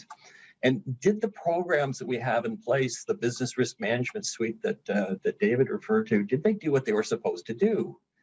And our experience has been that agri-stability, which is one of the the mainstays of the VRM suite, largely unhelpful, not fast enough, not deep enough, a whole series of issues around that, and we're hoping for that we'll see some progress in that space to fixing some of those things coming out of the FPT ministers meeting here this week. The other one is agri-recovery and helping us manage the impact of these disasters. And we still think the framework might have some possibilities, but its usefulness is slow, cumbersome, challenging. It's province at a time, not sort of national approaches. It's very much a province asking for things. So our experience with that has not been particularly good. We have an announcement of some $50 million, no money flowed. And this was from problems we were seeing back in March and April, and here we are seeing them again in the fall. But the other lesson, I think, and this is one we learned during the BSE run, and we continue to learn it, is that building programs on the fly is not a good option. And we tried to do that in COVID, right? We roll these programs out one after another, and they sort of hit the mark, but then they don't. And we're afraid in an African swine fever run, a foot and mouth disease run, that we'd see the same thing. You cannot build these programs on the fly. You can't build the policy options on the fly. And yet we're reticent for a number of reasons to engage in that. It's complicated. It's very, very uncertain. How do you bring forward policies and programs in an environment that is going to change on you, week to week? But it doesn't mean that you can't do it. It means you have to do it, and you have to figure out how to manage the uncertainty, how to create certainty out of uncertainty. So I think that, I would leave that with those two lessons there, that on the programming side, fair bit of work to be done, and certainly a fair bit of work to be done on the disease surveillance side. And David, I'd turn it back to you. Thanks, John. And I can certainly speak to a lot of this as well. We worked hard with the reference margin limit to get that removed, increase the cap payments from 3 million to a larger number. We worked hard with government on this, and I do think the government has heard and has seen firsthand where some of the cracks in these programs are. We're very comfortable and confident that we'll find some improvements that really resonate with producers and will be stress tested as we go forward with these programs. But let's move to the next slide, Andrew, and we'll start to wrap this up here. So the opportunity to adapt. And again, I think we're still adapting. I think we're not through this pandemic by any shape, ways, or means yet. So I think we have to continue to be flexible and be willing and able to pivot. We talked about the demonstrated need for coordinated government industry response. Harpreet talked about the One Health concept, and certainly Animal Health Canada is an effort that is underway currently with government, with industry, to find a coordinated type model. And ASF, African swine fever, is looked at as one of those pilots, if you will, to test this concept. I think more than ever, we have demonstrated the need to have that close, trusted, real-time connection with government and industry to get a coordinated response in place. And John talked about the agri-recovery and agri-risk programs. Having the ability to communicate in a trusted, real-time environment is just critical to increasing response time. Emergency response plans, as mentioned earlier, we dusted ours off, deployed it, it worked, but we certainly found ways that we can improve it. And so we have funding underway right now, and we've been deployed consultants to help us improve our plan and include the human aspect of what could happen and the impact that a human pandemic can have on the food supply chain. Be proactive and be prepared. Harpreet talked about the 7 Ps, and certainly can attune to that as a key piece of this going forward. Is You just don't assume that you build the plan and stick it on a shelf. You have to test it. You have to consider new things that are happening in the industry and how that can impact that. You know, one thing we also need to think about is an override provision. When the price discovery systems start to, I wouldn't say fall apart, that's probably extreme, but non-functioning type of price discovery. When you have a major buyer come off the market, how do you create a system that provides some level of price assurance to producers? And the inventory that they have purchased on the premise of a functioning market, when that starts to get into a non-functioning state, what do you do? How do you create a price discovery that's reflective of fair market value for those animals that are being produced? Again, communication, maintaining interspecies communication, and I think as well, not just during wartime, but also during peacetime. We have a lot of similar challenges, and to keep those lines open. And John, certainly you can speak to that as well. I think going forward, we're going to be much more aligned in our communication with our species groups, which I think is just nothing but positive.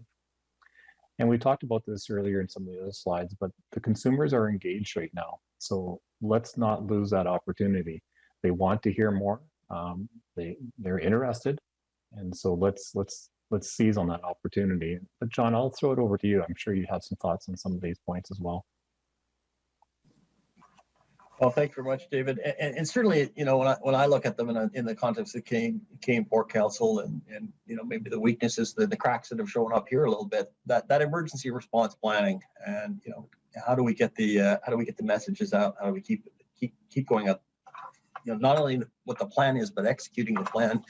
And one of the concerns I have here is around the capacity of our ability to do that over the long term. You know, if we've only have one communications person, you know, she's pretty good at 24/7 for the first 2 weeks, but after that, you know, they want to sleep. You know, so how does that work? And so that whole emergency response planning and the capacity that we have to initiate it, I think is one that's particularly important. And I also think, David, that you know, you did touch on that interspecies communication, and I would offer that it actually does matter. It matters a great deal, and not only, you know, I think we take that to the next level, and it comes back to where you started, which is around the importance of Animal Health Canada, and we have to have that space where we're comfortable and we're used to working with each other, and we can rapidly, you know, get around the table and, you know, have the confidence of each other and the commitment of each other to get that done. So, you know, it would really, you know, I think if we come back to all of this, I mean, we have some bits and pieces that we need to do in our individual sectors, but one thing that we can do is really make some tracks here on getting Animal Health Canada up and running and taking it up to the next level, because it is a big piece of the puzzle. You know, it's about preparing, it's about getting ready in advance, and we need somebody to quarterback that effort, and we need somebody to quarterback that effort where we're all around the table as partners. So look forward to seeing that brought forward I'll continue to bring it forward over the next short months. Great, thanks, John. And Andrew, next slide. And Jim, I think we'll throw it back to you at this point if there's any questions, and hopefully we haven't gone too far over our time allotment, but we'll stop there. Great, thanks, David and John, for that insightful part around the industry association perspective. I think we have one question we could do, and Megan has that, so I'll turn it over to her. Thanks, Jim. One question we have that came through is, did the availability of financial support for COVID, large amounts, rapid deployment through programs such as CERB and CEBA, demonstrate the value of similar and new financial support programming for a serious animal disease in the livestock industry from your perspectives? Well, I'll maybe say a couple of words, and I'm sure John has some thoughts as well. One thing we certainly found early, the programs that were put in place, CERB's a good example, and others, were really focused on the consumer, which of course is appropriate. And consumer meaning just, you know, everyday Canadians that have been affected by job loss or what have you. But just the parameters, and I think unintentionally, the eligibility criteria for a lot of those programs made farms, farm production, farm producers ineligible for a lot of those programs. So we had to give some real-time feedback to the government, and to their credit, they quickly adapted and corrected some of this, because I do feel it was completely unintentional, just the way they wrote up some of those criteria. In terms of the programs themselves, their ability on the animal side, I just think there's so many different factors that come into play. I think the BRM program, suite of programs that are in place today are designed properly with the tweaking that we've talked about. I do think they're designed to manage the volume of food production, which is just fundamentally different than what you see in the human side and just on an individual person Canadian standpoint. So I don't know if there's too much cross pollination between those programs, but I'll stop there and John, throw it over to you. I think all good points, David. I would offer again, come back to one of the key ones is that in the middle of the pandemic or in the middle of an animal health crisis is a poor time to build a program. And so the importance of building them in front of a situation is critical. And of course, the challenge on that is around, and alluded to before, is uncertainty. And if you think about the Canadian, in the context of the pork industry, where we expect markets to sort of open, but we're not sure when and which ones post an outbreak. How do you make, how do programs cushion that and that adapt fast enough to it? But if we have a situation where we're trying to build a program, getting it launched in 5, 6, 7 weeks, in the pork sector, we're probably done in 6. So it really doesn't matter what you launch after that. It has to be ready in advance to get things out there. And so when we look at the government's response, I think they clearly demonstrated that they can rapidly move programs into place, and it was quite amazing actually to see the amount that came forward and the speed with which it came forward. But what you did see is things announced, but a little uncertain on the details. Things announced, not ready to go. Application forms not there. Some just some flaws at the margins and at the edges, which is what you see when you do things quickly. And we come back into an animal health wreck. Why can't we plan this out in advance so that we better know? So when we're good to go on day one and we know how to respond on day one, or at least we've thought through the process significantly on, and so when we have a selection of options that we can pick from that will enable us to adjust the situations as they come forward.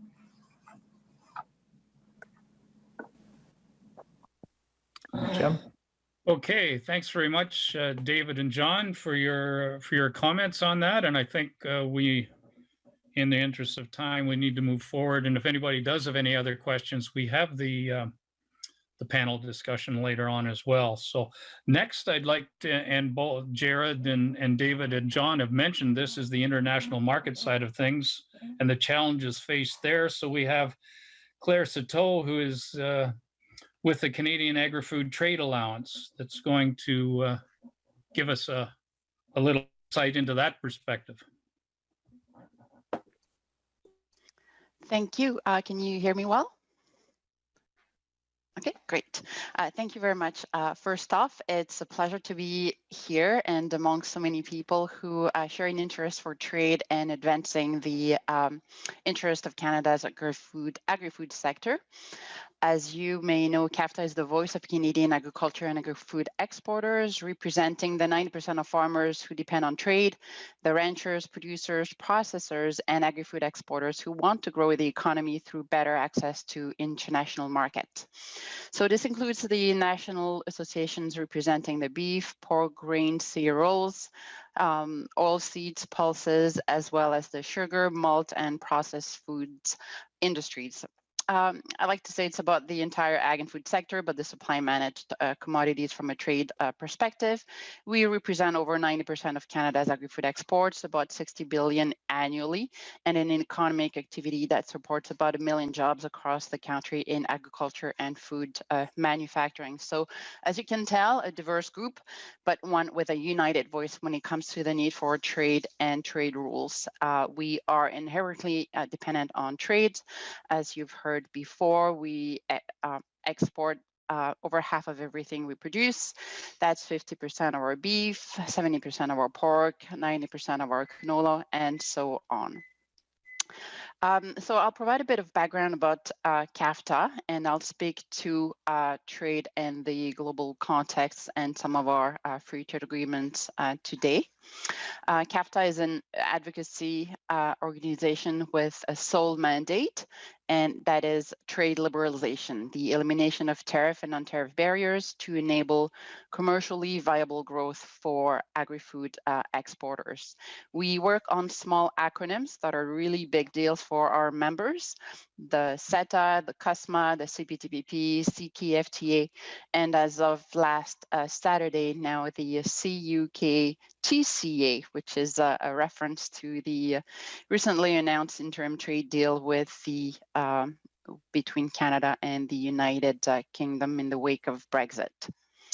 Like many people in the world of trade, I tend to be an optimist, but some of my remarks will be a bit gloomy. However, I think it's important for us to recognize and deal with the challenges that exist that impede our ability to take advantage of opportunities in front of us.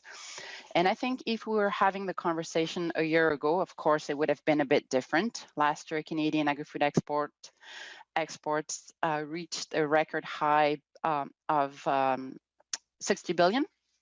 And building on this success, there was a sense that 2020 would be a big year for trade, with the ratification of CUSMA, the need to focus on CETA implementation, growing exports to the CPTPP, opportunities to diversify in Asia, and perhaps a renewed optimism around the WTO ministerial meeting, which was to take place last summer in Kazakhstan.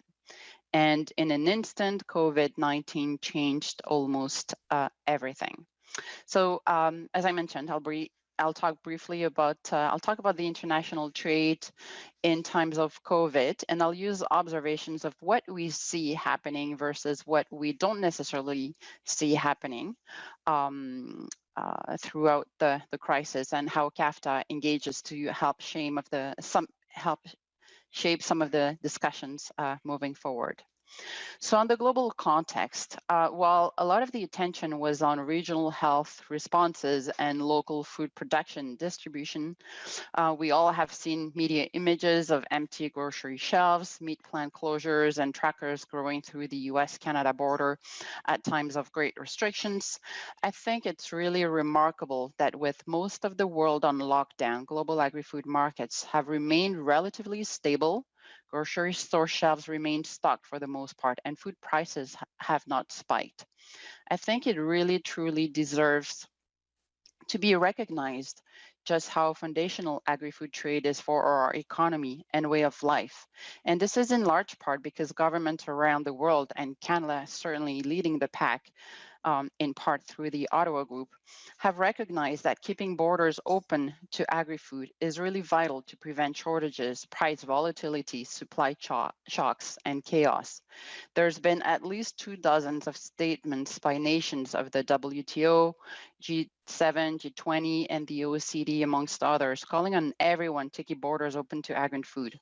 The free flow of input, people, products, and ingredients is in large part what helped maintain the stability of a network that needs to remain resilient, both for the workers they employ and for the people they feed.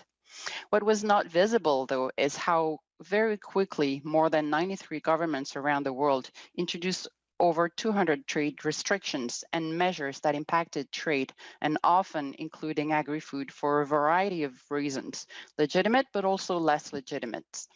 International relations globally have been tested, and there's been much work done behind the scenes to keep countries honest and reaffirm commitments to trade based on rules agreed upon. The pandemic really has exacerbated trade tensions, instability, and the undermining of trade rules. We've seen that south of the border, but elsewhere as well. The sense is that many in Geneva and others around the world have worked to protect the rules, safeguard the trading system, and literally hold it together. It's not a coincidence that ministers of trade and foreign affairs around the world have been doubling down and meeting with their counterparts to solidify relationships and reaffirm commitments.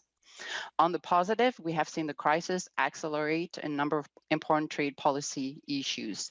At a time borders were closed, it was very important to see Canada work closely and quickly with the US to ensure that the US and Canada border remained open, with the greatest flow possible of trade of ag and food products, input services, and guidance for exporters. CUSMA, the deal replacing NAFTA, went through the Senate and was ratified in a matter of hours in March and finally implemented in July. At the WTO, the NFAHW, which is the multi-party interim appeal arrangement, which is set up as an interim appeal mechanism in the absence of a fully functioning WTO dispute settlement body, was announced in April and launched in June, and by August counted 50 WTO members, 30% of the global membership. Trading partners have accelerated the pace of negotiations and implementations of free trade agreements.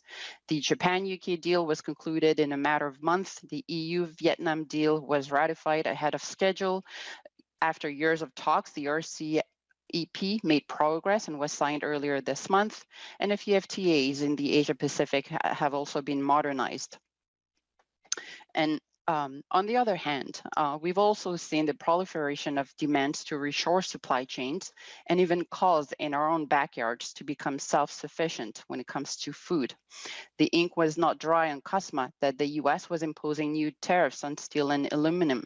In Europe, only 14 of the member states have ratified the CETA after 3 years of provisional implementation, and others are not in a hurry to ratify the deal in their own legislature. In the midst of the lockdown, Italy renewed mandatory country of origin labeling, even though it discriminates against Canadian durum wheat. And this is also deliberately outside of EU law. Brexit talks almost collapsed once again after Brexit threatened to break international law by defaulting on parts of the withdrawal agreement. And in recent weeks, we've seen barley, sugar, wine, and wheat from Australia being banned from China because of tensions between China and Australia related to an inquiry into the origins of the virus back in April.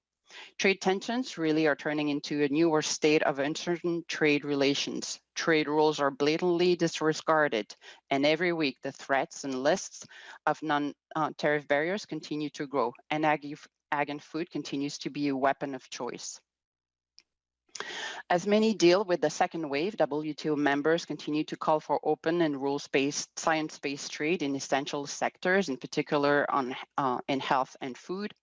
There continues to be much work done in Geneva to keep countries honest and unwind measures adopted during the crisis that affected trade.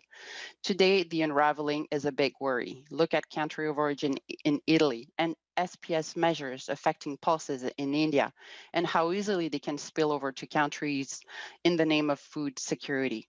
We must be prepared and mindful that many countries around the world have and will try to use the current crisis to introduce new protectionist measures for political posturing or to push a nationalist and protectionist agenda that will harm recovery and slow global growth.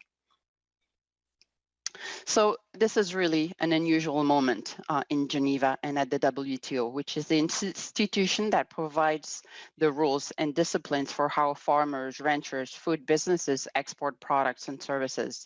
The organization is searching for a new DG, which in theory could be in place soon, but the process has been halted for now. So the attempt to arrive at a consensus is proving difficult. So there's now a political consensus building exercise that is starting, and any type of outcome is possible at this point. All this is happening while the most important pillar of the organization is crippled. Its dispute settlement system is no longer fully operational, and the current US representative made it clear that his country can live happily without an appellate body at the WTO. So what used to be seen as the crown jewel of the rules-based trading system ceased to function. And if CUSMA should be a wake-up call, this also certainly should be part of it. Considered the same. On rules and disciplines, it's really no surprise that the buzzword at the WTO these days is transparency and the need for the global trading system to get back on track and do its job of upholding trade rules.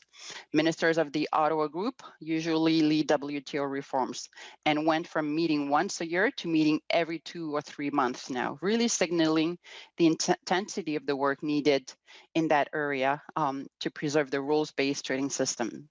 They've been urging members to unwind pandemic-related trade restrictions, and there's a number of tools and processes that are being put in place to encourage and facilitate the timely notification of export restrictions and prepare or help manage for a second wave. There are a number of tools that are being introduced and recommendations to make sure that no new non-tariff barriers are introduced and that any restrictions necessary are come with adequate notice and information. So there's really a need for a lot more information and transparency in that area. And to that effect, CAFTA put forward suggestions and a statement to emphasize the importance of timeliness of notifications and transparency moving forward. We have certainly seen how a number of countries have demonstrated their ability to notify in a timely manner during the crisis, and moving forward, there are certain best practices that should be made permanent. So the future of free trade today seems less certain than it was a few short years ago when Canada and a number of other countries around the world were in the midst of negotiating and ratifying large bilateral and plurilateral free trade agreements. Today, global trade obviously isn't going to cease. However, how free and open trade and by what rule this happens remain key unknowns. In terms of trade policy initiatives now that we are particularly focused on and that Canada is engaged, what we see is the need to maintain and enhance access in existing and key markets, and that need has never been greater. In recent years, Canada has negotiated and implemented large free trade agreements such as the CUSMA, the CPTPP, the CKFTA, the agreement that we have with South Korea, and the CETA as well, the free trade agreement that we have with the European Union. And I will quote the Prime Minister himself, whom I've had the opportunity to speak briefly about this. It's one thing to implement, it's one thing to sign agreements, it's another thing to implement them. But we have to follow through and resolve barriers to get our numbers up. So really, for us to take flights, we need our existing free trade agreements to work. Our experience with free trade agreements is that when they're implemented, tariffs come down, but non-tariff barriers come up. And today, those non-tariff barriers have become more problematic than tariffs themselves. For example, the CETA holds so much promise for Canadian agri-food exporters, yet it continues to fall short. Our exports should be much higher. And this is really because the EU is not abiding by commitments to remove technical barriers to trade, SPS issues that are really affecting our entire value chain. There's now public recognition of issues, and this is an important step in starting to address the problems. Things are a bit more encouraging on the CPTPP front. We have our exports going up, in particular to the Japanese market, although Vietnam continues to block our access for certain grains, and Malaysia still has not ratified the deal. CUSMA work remains as well, in particular on issues affecting exports of sugar-containing products and other processed food products. So we need to make sure that the agreements deliver on their promises. Similarly, our beef exporters continue to have issues with the implementation of the CKFTA with South Korea. This is why CAFTA in recent weeks has asked Parliament to review opportunities to maximize benefits of free trade agreements implemented in recent years. We really need governments to recognize that there are barriers that need to come down if we're going to take advantage of some of our most recent trade pacts. Overall, we need better accountability, implementation, and enforcement of free trade agreements. FTA aftercare, I call it. We also need to push on the pedal, not the brakes, on the need to diversify. Can we strengthen, grow, or modernize existing free trade agreements and ensure partners don't roll back on commitments?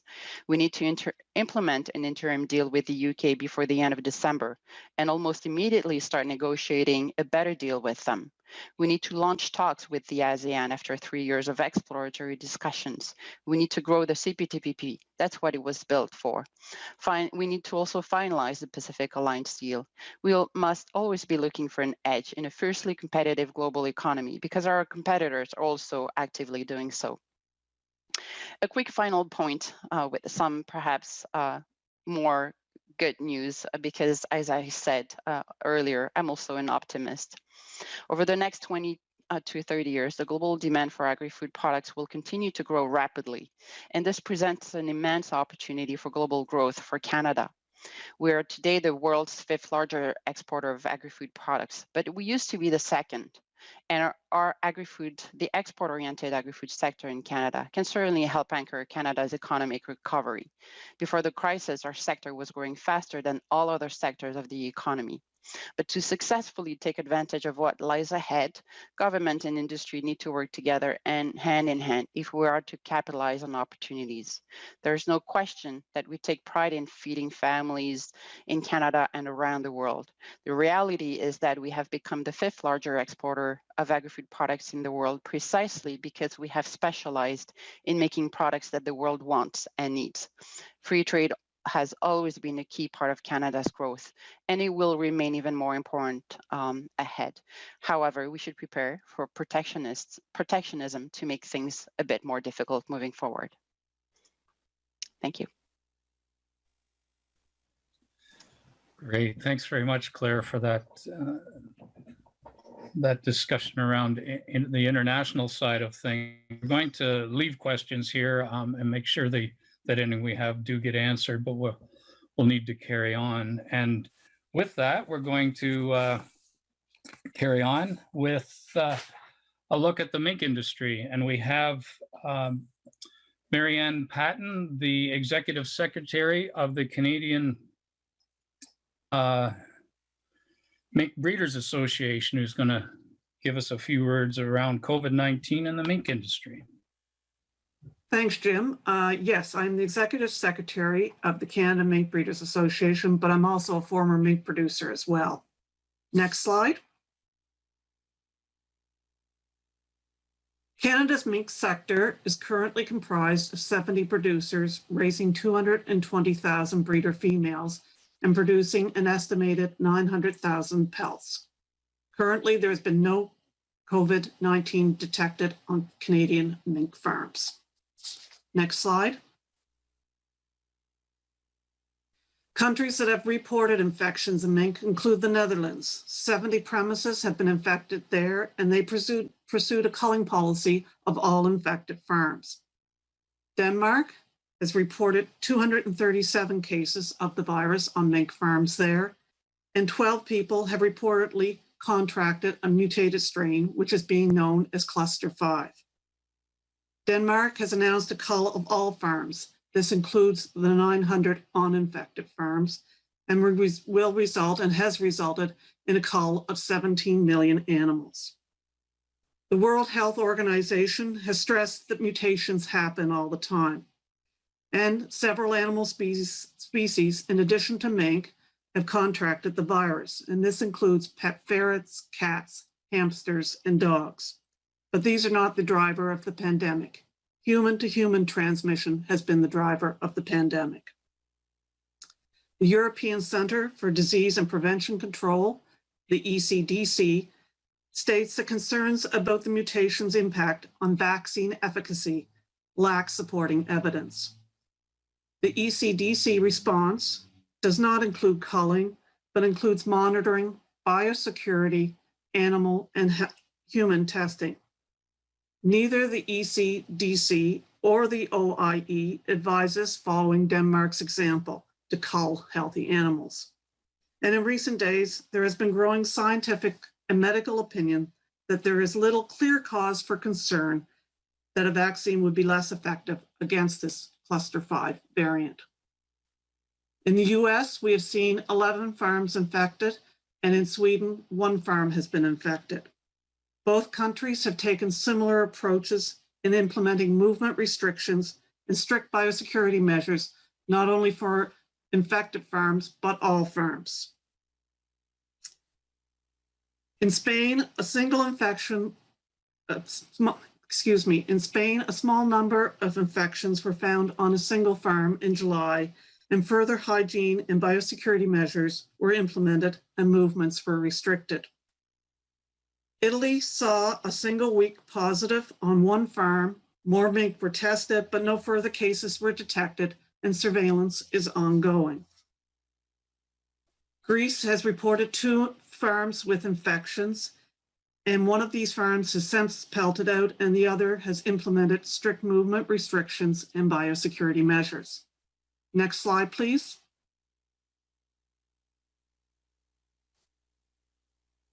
CFIA recognizes a coordinated approach to animal health in Canada and is leading the development of the SARS-CoV-2 risk assessments for companion animals such as dogs, cats, ferrets, and caged pets, livestock, pigs, poultry, ruminants, and farm mink.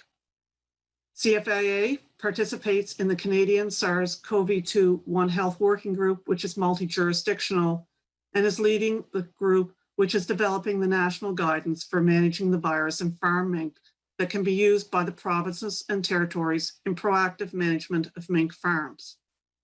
Both the Canadian Mink Breeders Association and local provincial associations are communicating and collaborating with both the CFIA and provincial territorial governments. Next slide, please. The provincial and territorial governments lead the role in the delivery of human health care and the primary role in the managing of mink farming.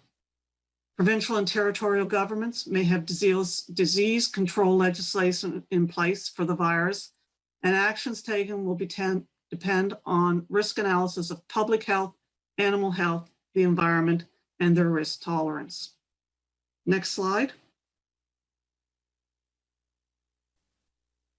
Again, I reiterate, there are no cases of COVID-19 detected on Canadian mink farmers, and our producers are working very hard to keep it this way. It should be noted that farming conditions in Canada and Canadian mink farms are very different than are seen in Denmark and the Netherlands.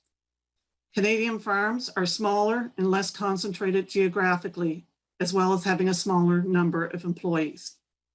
Denmark raised 10 times more mink than Canada produces in a territory the size of Vancouver Island. And Denmark had central feed kitchens that delivered feed from farm to farm. Therefore, the potential in those countries was much greater. Next slide, please. The Canadian mink industry, as I've said, is working closely with CFIA and industry veterinarians developing guidance and protocols.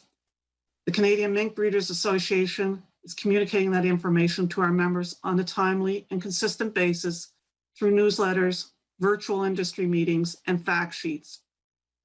The association is also developing new methods of delivering information to our members. It's new methods for us in the form of videos. It should be noted that the European problems have given Canadian mink farmers, a lead time to implement enhanced biosecurity. Next slide, please. It has been demonstrated that COVID-19 spreads most commonly from person to person, and it has been infected people that have introduced COVID-19 onto farm premises. So biosecurity is essential. These are only a few of the practices that our farmers have implemented. This includes daily health checks of all personnel, not allowing anyone that is unwell onto the premises, screening and restricting access to the farm and buildings where the animals are kept, minimizing movement between barns, wearing appropriate PPE while working with the mink anytime in the barn or around the mink, and cleaning and disinfection protocols are being implemented and followed, plus much, much more. Next slide, please. COVID-19 had an adverse effect on the anticipated 2020 price correction for the fur industry. China and Korea are the industry's main markets, and until recently, there was no active buying. Initial auctions in the spring were canceled. This was followed by an attempt at online auctions, but these were unsuccessful. Fur is a tactile product that buyers need to examine before they purchase. July and August, in-person auctions were held, but there was limited attendance due to travel restrictions. There were a better clearance level, but they were still at prices that are economically unsustainable for most producers. September and October has seen more purchasing activity. Next slide, please. So Canadian producers, as a result of COVID-19, have experienced an absence of cash flow, and sale prices were below the cost of production for all producers. It created uncertainty as to when and if the product would sell, and many of the COVID-19 relief programs were not well designed for the mink sector. And as a result, we have seen a decline in producer and production numbers. I will just point out that this picture here is a stock photo from many years ago, so that is why there is an absence of a mask. And obviously, we're not going on to farms to take pictures at this point in time. Next slide, please.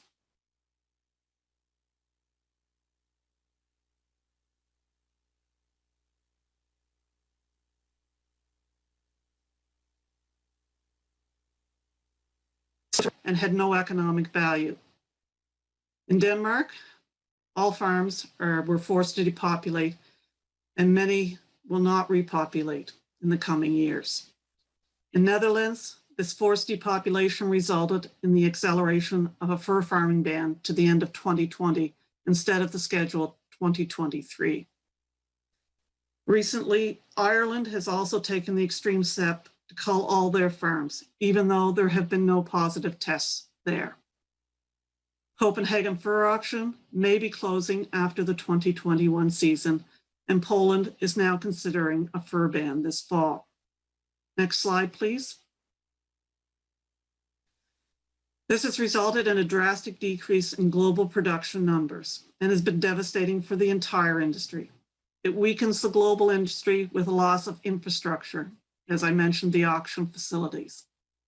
There will be a loss of genetics, it has strengthened animal rights groups, it is delaying research, and has taken a tremendous emotional toll. Recently, China has introduced a ban on raw mink pelts, but the ECDC does not consider pelts to be a source of the virus.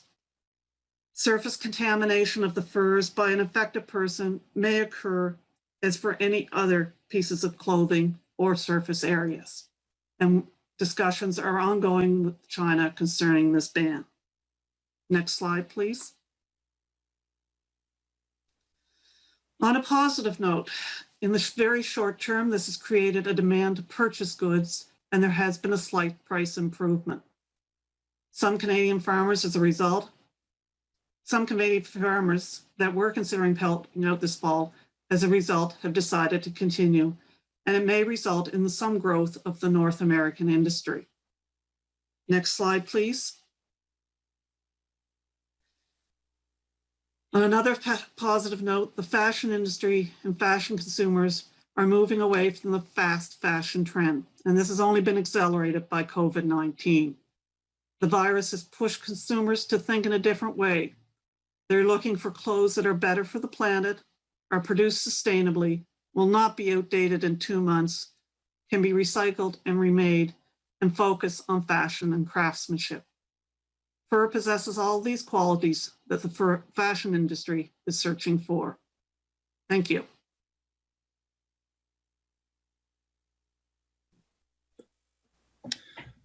Thanks very much, Mary Ann. I don't think we have any questions from the audience, but I have a quick one. You talked about surveillance around COVID-19 in the mink industry. Is there any concrete things happening? Is this a provincial thing, how surveillance is happening, or? It's a sort of a combination between the CFIA and the provinces and industry as to how surveillance is being implemented in the different jurisdictions.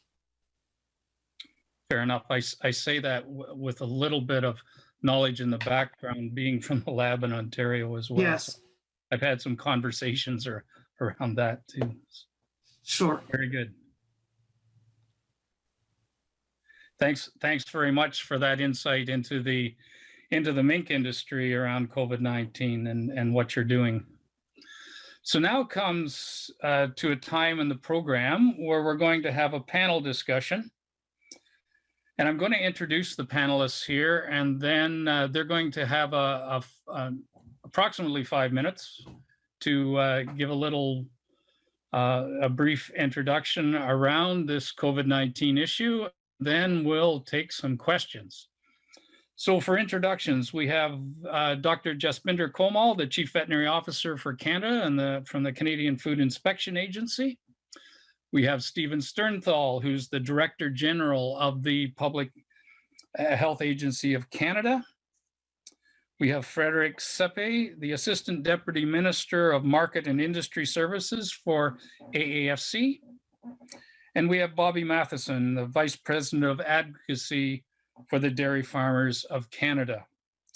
And that's the order that they're going to speak in as well. So I will turn this to Jaspinder. Thank you, Jim. I hope you can hear me. I'll be quick. I'm Jaspinder Komal, as you said, the Chief Veterinary Officer for Canada and also the Vice President of Science at the CFIA. Merci de m'inviter, puis je suis content d'être ici pour parler de. Thank you for having invited me here today. Durant la pandémie. I'm here to talk to you about what we've done during the pandemic. So this COVID-19 pandemic has given us the opportunity to see the ways in which we were already prepared for a major emergency and where we are not. And in reflecting on the unintended consequences and lessons learned from COVID-19, I can see a number of areas where our efforts to foster strong collaboration and partnerships in peacetime has helped in this crisis, and this is where we need to continue to put our efforts. So I'm going to talk about 3 different areas where we actually worked on very quickly to adjust our posture facing this pandemic back in March, and then elaborate a little bit. I know I have 5 minutes, so I'll be very quick. So the first one is the active participation in the international community and leveraging those relationships in crisis. And the second one I'll talk about is innovation and research. And the third one will be working with domestic partners through existing mechanisms or expanding on existing collaborations. In the first one, with the international community and the relationship, given the global nature of the society and especially the agricultural sector, it is very important to be engaged and connected to global networks and organizations. And we actually are from CFI and from a Canadian perspective, and I'll give you a few examples where we worked. The high containment BSL-4 labs have a network, we call it BSL-4 animal health laboratories that are from Canada, UK, Germany, US, and Australia. And we are the leaders from CFI or from Canada that actually coordinates the work of these laboratories. We began stepping up active exchanges with its members in January 2020 as the pandemic started. And then we reached out to OIE and WHO to remind them of this important network to assist in the global effort against a pathogen that is surely of animal origin. And CFI was included, as a result of this, was included on the OIE ad hoc group on COVID-19 at the animal-human interface, which has been developing key messaging and global guidance for managing the risks from pets, livestock, and work with wild animals. And many of you will know that we also work very closely with Quad countries, which is US, Canada, Australia, and New Zealand. With these partners, we looked at the potential impacts of the pandemic on the trade of animals and animal products. So together we developed a position statement that we sent to the OIE. And because of that, when OIE was looking at guidance to the member countries, most of her statements were included in that guidance. So that was a very positive outcome. And this also precipitated the formation of an OIE ad hoc working group to address the trade concerns, and CFI actually is participating in that also.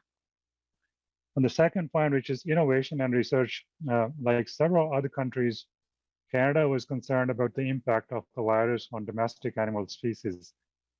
And our lab in Winnipeg, National Center for Foreign Animal Diseases, we quickly adjusted and initiated some susceptibility studies. So my personal concern was we should be looking at are these food animals of any concern when it comes to having any susceptibility to these viruses. So we did some studies with chickens, turkeys and pigs. And we also were collaborating with these BSL-4 ZNet labs, and they were doing other studies. Germany was doing on pigs, and US did on cattle, for example. Now, this was important information for our industry and to help prioritize our efforts domestically. And we found out that these food animals, either they don't contract COVID, or they're very poor hosts for this. So this resulted in us stating that animals are not the source of infection or transmission in this case. And our lab in Winnipeg has also been working to develop some point of care method with other partners. On the domestic front, I think in the previous presentation by Marianne and others also, it was mentioned our collaboration domestically with other partners to address the concerns about food safety and animal health and other things, and also in the context of One Health. So we put together a group on food safety that actually did weekly risk intelligence and analysis and provided guidance. And to date, the risk intelligence on food continues to be very, very low. That means there is no evidence that food is the source of transmission of COVID. And we have a One Health group. We already worked quite a bit in this, but this group accelerated to work on a rapid risk assessment of risks at the animal-human interface. And this is a group that was created from experts from CFIA, Public Health Agency of Canada. They also work with provincial partners, CVMA, and academia. And the assessment of risk from pets, contact with livestock, and with farmed link have been completed and updated as new information has become available. And we have worked very closely with the Council of Chief Veterinary Officers to address concerns from COVID. This included sharing strategies on welfare slaughter, as COVID-19 outbreaks in processing plants has led to interruptions and slowdowns in animal slaughter. We also work with them to develop a position statement on animal testing for SARS-CoV-2, which is being updated. And on the farmed mink, we also are playing a sporty role with the provinces to work on the risk assessment and coordinating the development of guidance. And the CCV has been actively sharing strategies on their outreach to the mink industry as we monitor this evolving concern. So in conclusion, this work has helped to demonstrate the need to engage with our international and domestic partners and forge meaningful relationships and capacities so we can effectively face a crisis together. The nature of this pandemic has underscored the need to ensure we build a culture of working with a One Health approach and the networks and mechanisms to support multidisciplinary and multi-sectoral collaboration to effectively manage the current crisis and those of the future. Thank you very much. Okay, thank you, Jaspinder. I'll turn it over to Stephen now. Great, thank you very much, Jim. Hopefully you can hear me. So I would like to thank the National Farmed Animal Health and Welfare Council for inviting me to be part of this important panel on such an important public health issue.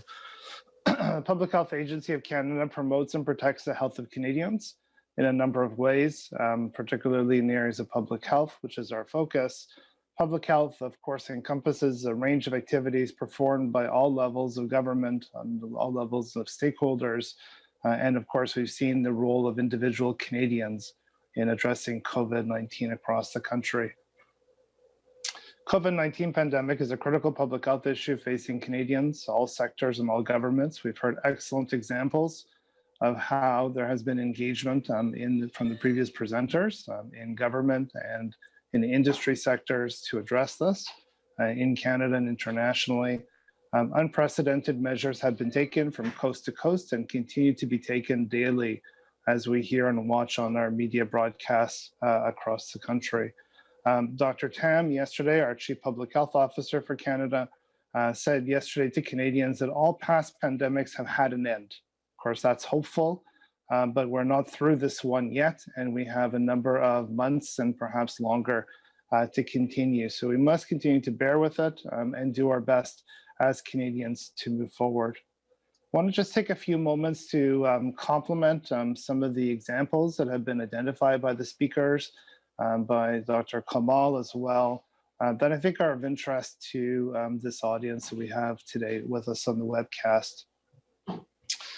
We've been able to take advantage of pre-existing relationships and infrastructure in putting together a number of One Health multidisciplinary working groups. That's our code for all of the key players, key expertise, coming together to look at the emerging science of COVID-19. Although we've had experiences with coronaviruses, as others have said in the past, in different animal species and in people, this is really something that we're continuing to learn how this particular virus behaves, particularly looking at the human, the animal, and the environment interface.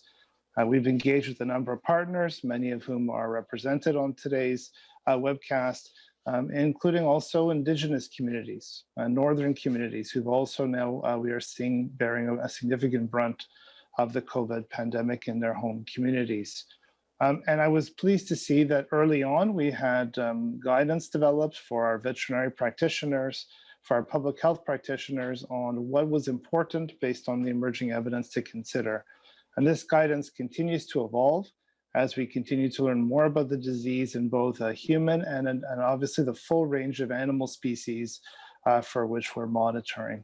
So again, very much appreciate the update on the mink industry that we heard a little bit earlier as well. The other area that we've been very active, and we'll hear from our colleagues from Agriculture, Agri-Food Canada in a moment, is working with agri-food stakeholders across the entire food production chain. Because as you can appreciate, COVID-19 has resulted in a number of impacts. Some we may have been able to predict, and others we've had to work together to mitigate during this past year together. There was excellent work and initiative taken to develop guidance to prevent and reduce transmission in a number of settings. In this essential sector, we do consider, of course, the food production system as an essential sector within our economy and within our livelihood and our health and wellness. And these guidance included a number of key public health measures. We've heard some examples today as well earlier on of some of the different approaches of physical barriers, promoting hand hygiene, testing and use of non-medical masks. And of course, best practices are never static. They continue to be learned, and we continue to promote best practices learned here in Canada and also internationally. As I said earlier, we're not through the pandemic, but hope is around the corner in 2021. And this is on the minds of many, including those in my immediate family, about what's going to be happening with COVID vaccine candidates. We have a number of them that are in late stage research and development. They're moving at lightning speed if we compare to traditional vaccine development efforts that will ultimately be deployed to Canadians in the coming months and year.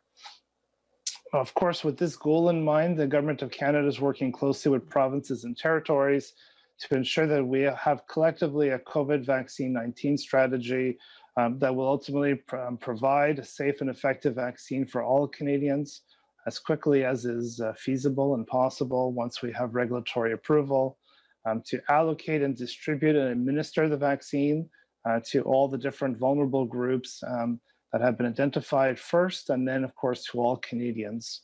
And then monitor the safety and effectiveness. We always want to make sure that there are not unintended other consequences, given the name of this session today, that could happen through the very rapid development of vaccine research and development.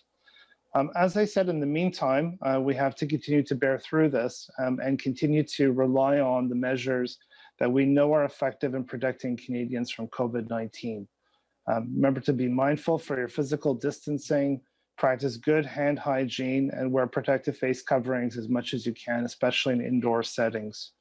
If you are sick, stay home and seek testing from your local healthcare provider, even though there may be challenges, delays, but nevertheless, that's the right course of action.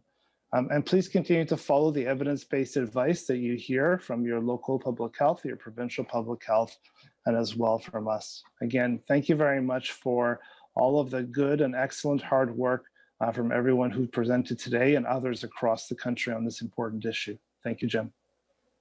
Great. Thanks very much, Stephen. Now I'd like to call on Frederic, if you could give an update from AAFC. Yeah, thank you very much. Merci beaucoup, Jim, pour cette présentation.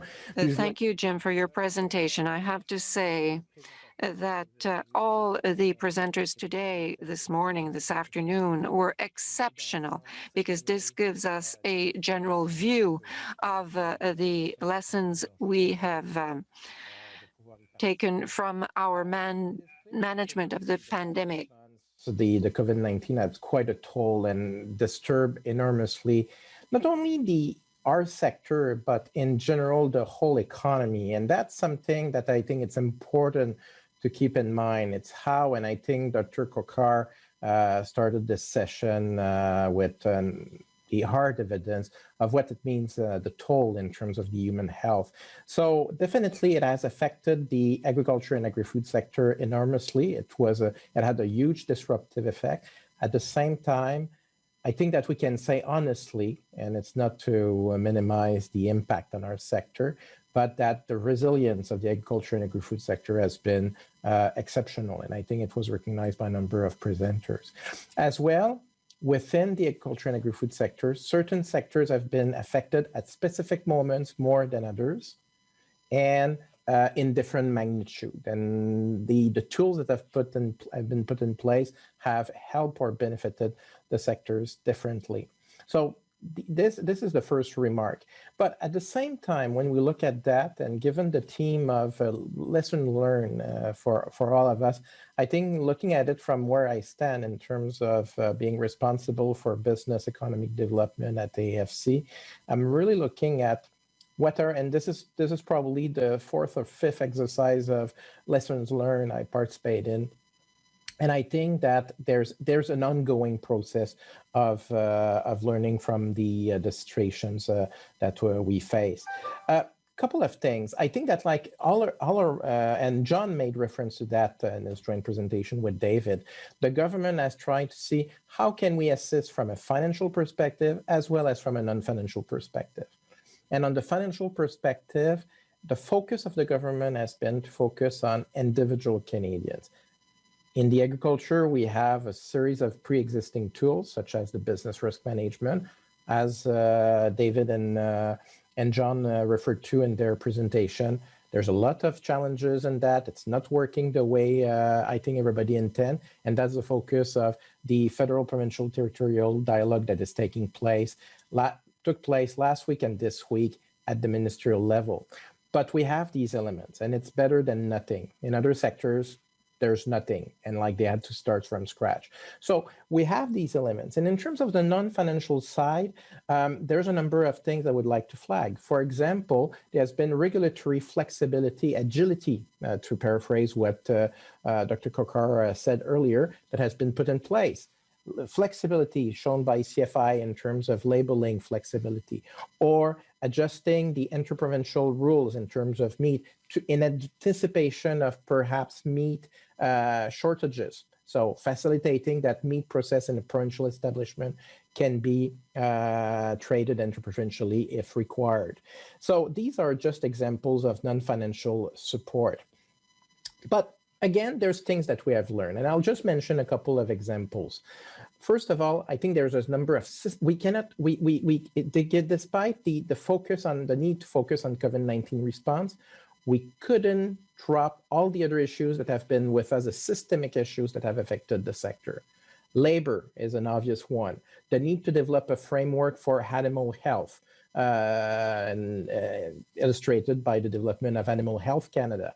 Public trust, trade. I fully agree with everything Claire said in terms of it's more important than ever to have a rule-based trading system. So these are issues that are the COVID-19 situation has exacerbated the importance of these elements, and we need to continue to work on that. Consistency of messaging in the support of the industry. I think we learned that issues such as determination of which sector and what function are essential services, very important. Being able to provide guidance to the industry that is as clear as possible, whether it's in the use of PPEs in terms of developing playbooks for the operations, that's something that was also a lesson. We can always do better in that regard. How we can shift our focus on new and quickly emerging issues. For example, never before in AFC, we had a whole team looking at retail and consumer issues. Now we have a director general and the person of Justine Ackman and a whole team that is looking at the tail end of the farm to fork chain. And this is very important. And several of the industry representatives on the session today were at a CFA hosted at roundtable with ministers yesterday, where the issue of, for example, retail fees imposed by large retailers, how it affects not only the processors, but all the way to the commodity group. So how we deal with these emerging issues and how we deal with food insecurity issues that we never thought that in a country like Canada that exports 50% of whatever it produces, that we never thought that we would have issues of food security.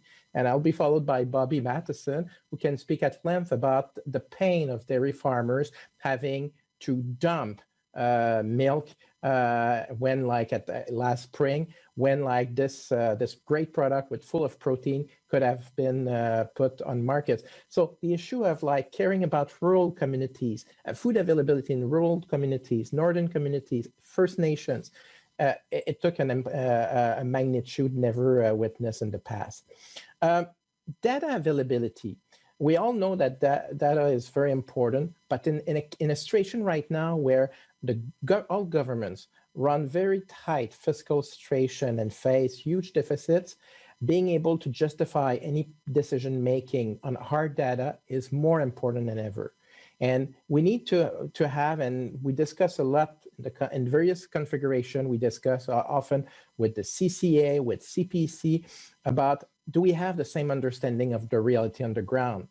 Prices of isoine, slaughter rates, capacity, all these kinds of elements, we need to have hard data to be able to plan the intervention in a way that is effective for the sector.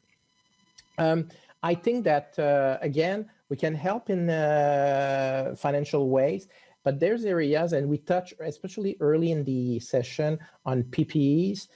We know that in certain areas, a shortage of PPEs or a certain type of PPEs is very significant, and that's why the government has established an essential services contingency reserve to allow essential businesses to have access to the supply of PPEs if they cannot procure on the market. So all these are illustrations of lessons learned, but I think, and I would like to build on the presentation from David and John earlier, there's opportunities that we need to exploit. Strong engagement and communication. We always were proud in agriculture area that like we speak a lot among ourselves and together we dialogue.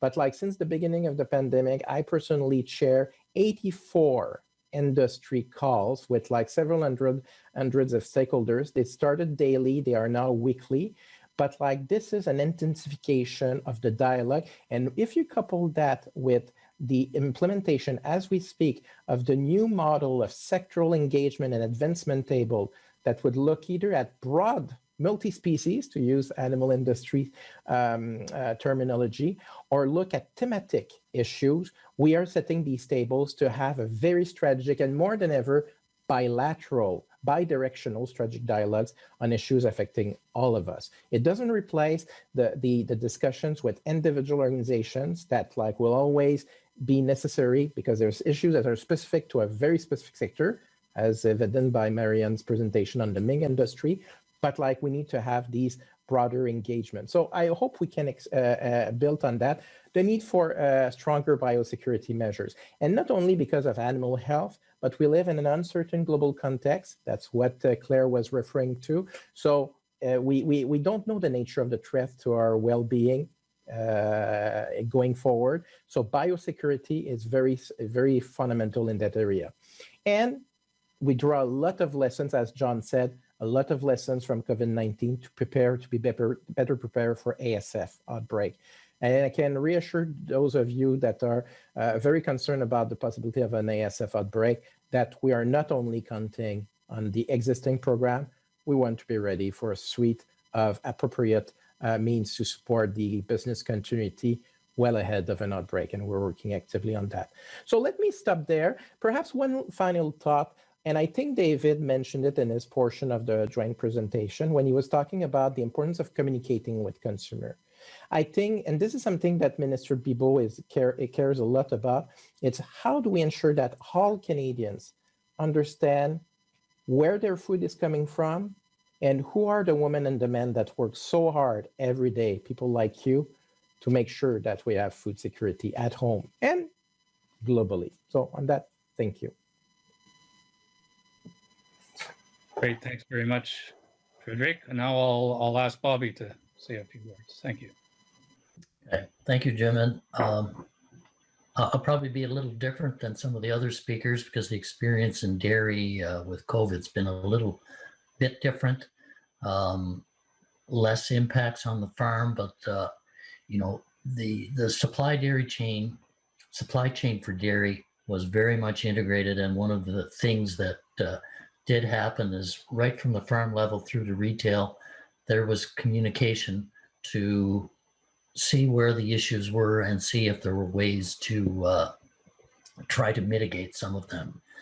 So first I want to talk about the market disruptions, which are going to get to what the source of the real issues were for our dairy farmers.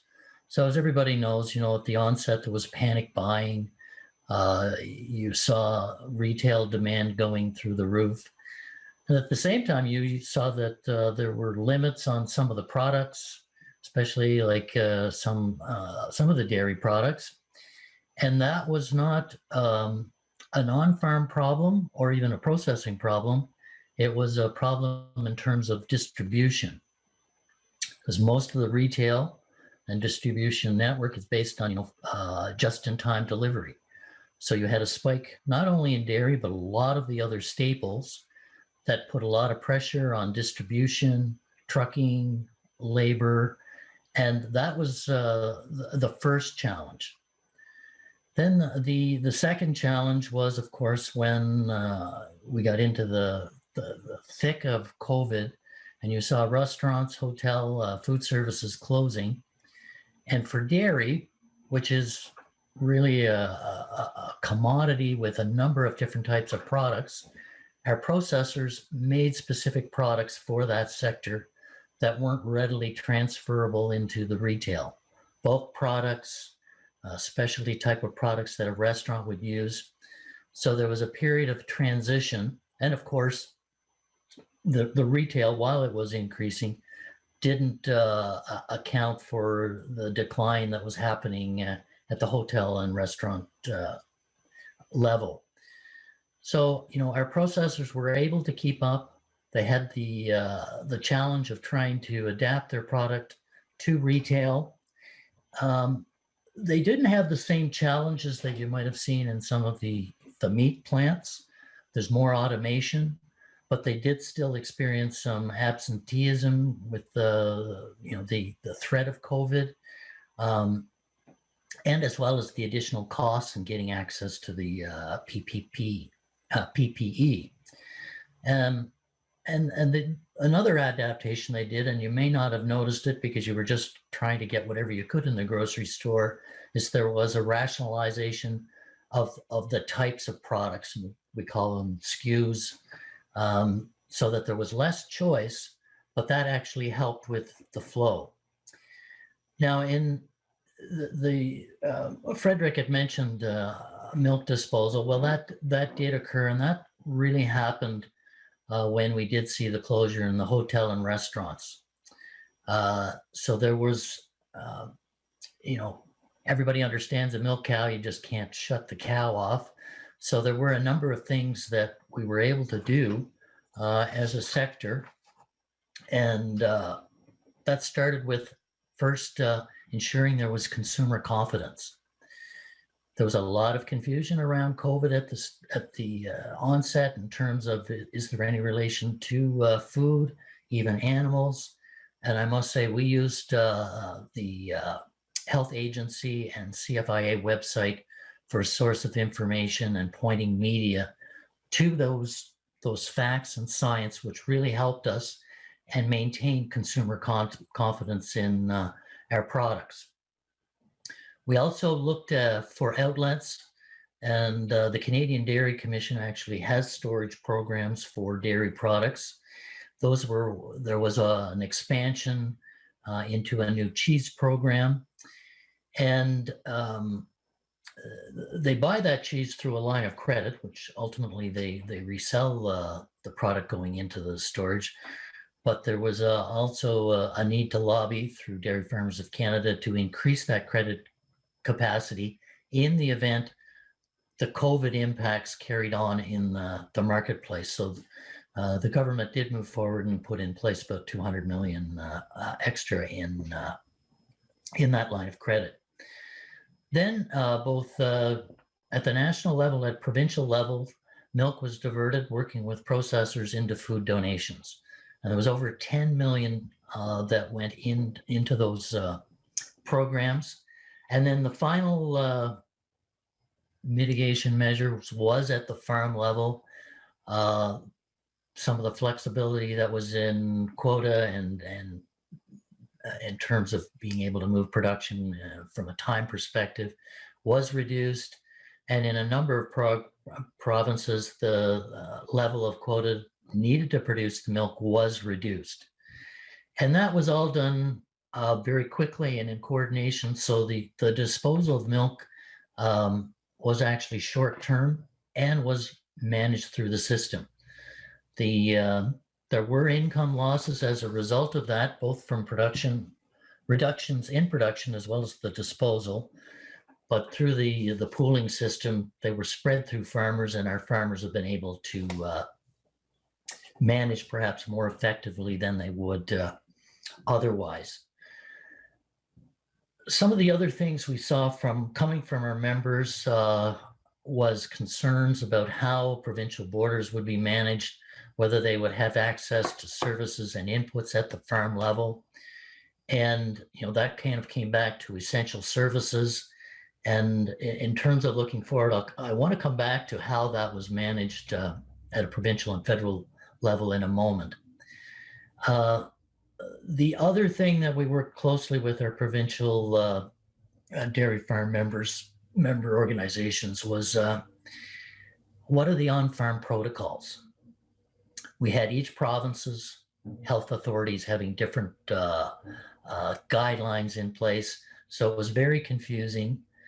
And what we wanted to do right across the country was to have some common framework that all farmers could follow, and that would avoid confusion. So right from the onset, we worked very closely. Simple things just as how to handle when the bulk milk truck comes in for a pickup. If anybody has COVID, they're away from the milk house, they should be in the house. What do you do if you don't have anybody to look after your cattle? Those types of scenarios, which were nagging questions for our producers. And I think it was John mentioned, very stressful. And then there was an impact on mental health as well. Some of the other things we looked at, we worked with Canadian cattlemen and David in terms of the set-aside program, because there were some concerns that with reduced production, we might have a run on our cull cows. But our producers actually managed the reduction through drying off cows earlier and keeping them with the expectation that the demand would rebound as we moved out of the first wave of COVID. We also put a task force in place, which with provincial dairy association membership, to track right through so we could identify problems and go to government to try to, as someone said, mitigate problems before reacting to problems. Then, the demand has come back. And in anticipation of that over the summer, though, we did do a lessons learned with the expectation we would be in this second wave, and whether there was lessons learned from that. And speaking to people right throughout the value chain is that with our storage programs, the ability to adjust production quickly, that we do have measures in place to be able to adjust. Plus, some areas of the supply chain have made some major modifications. We talked about processors and the type of products, but even the restaurant and food services, I'm sure you're all ordering out for food now, and probably more than you ever did. And that's become much more prevalent, and that's helping to maintain things.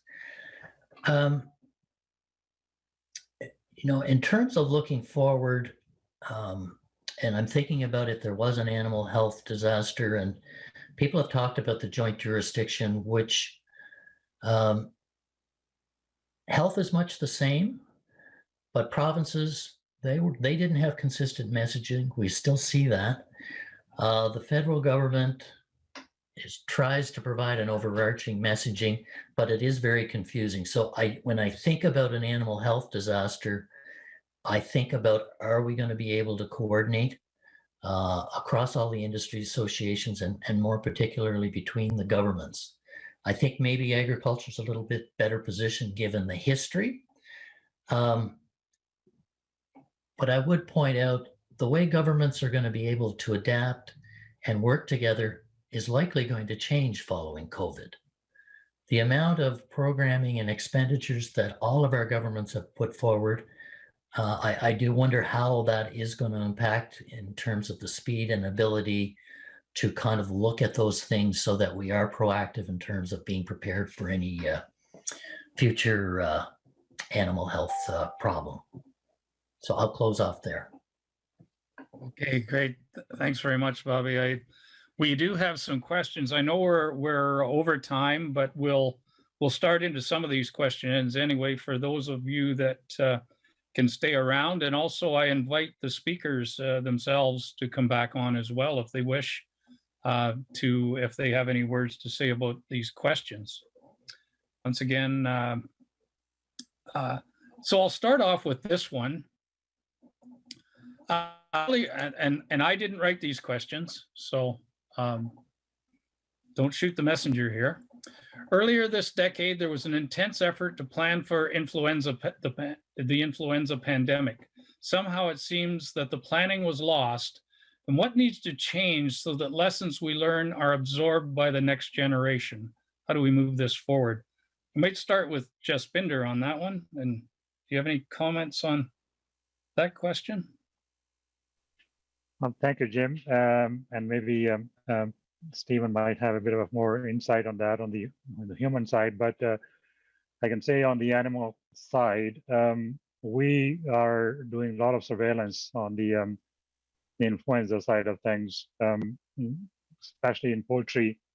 And we do have networks where we share information, look at surveillance done by different countries, especially in the North American context, but also getting a lot of information through the OIE on what is circulating in the in Europe and other Asian countries. For example, a lot of influenza in poultry happening in Europe with H5N8, but we have been lucky so far. Following the detections here back in 2004, and then strengthening biosecurity measures in Canada, we have been very good in not having, and I'll touch wood, that we continue to not have this problem. But we do have a plan in place on our National Emergency Operations Center. We look at it, the organization actually in the context of frequent swine fever, we are trying to strengthen that operation center by including, how do we work with stakeholders, provinces, and industry right up front, this is being worked. I think there was a mention of Animal Health Canada.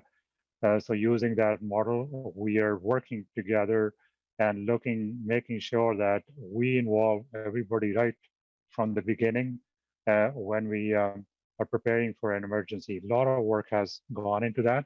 I won't go into detail, but using the example of African swine fever, I think we want to mimic it in other emergency diseases, including influenza. And again, when we do surveillance, we do quite a bit of work with the Stevens Group to ensure we share information of what is circulating on the animal side and what are the challenges on the human health side. We had a very little quick incidents recently in Alberta, and both the public health industry and the Canadian Food Inspection Agency worked together to work on that problem and mitigate the risk. Thank you. Okay, thanks. Jim, could I add to that, Jim? Sure. Great. So, I mean, I think one of the things I mentioned in my brief remarks was the fact that we have an awful lot of existing infrastructure and existing coordination amongst not only the federal family, as Dr. Kamal has mentioned, and Frederic Sepi as well from AFC, but also with our provincial territorial counterparts. And that takes the form of working through our Chief Medical Officers Forum, as well as our Canadian Public Health Laboratories Network that is well established and ready to go on the drop of essentially detection of something new or something different. And I think that's really important. It's continuing to build on those structures and those relationships going forward.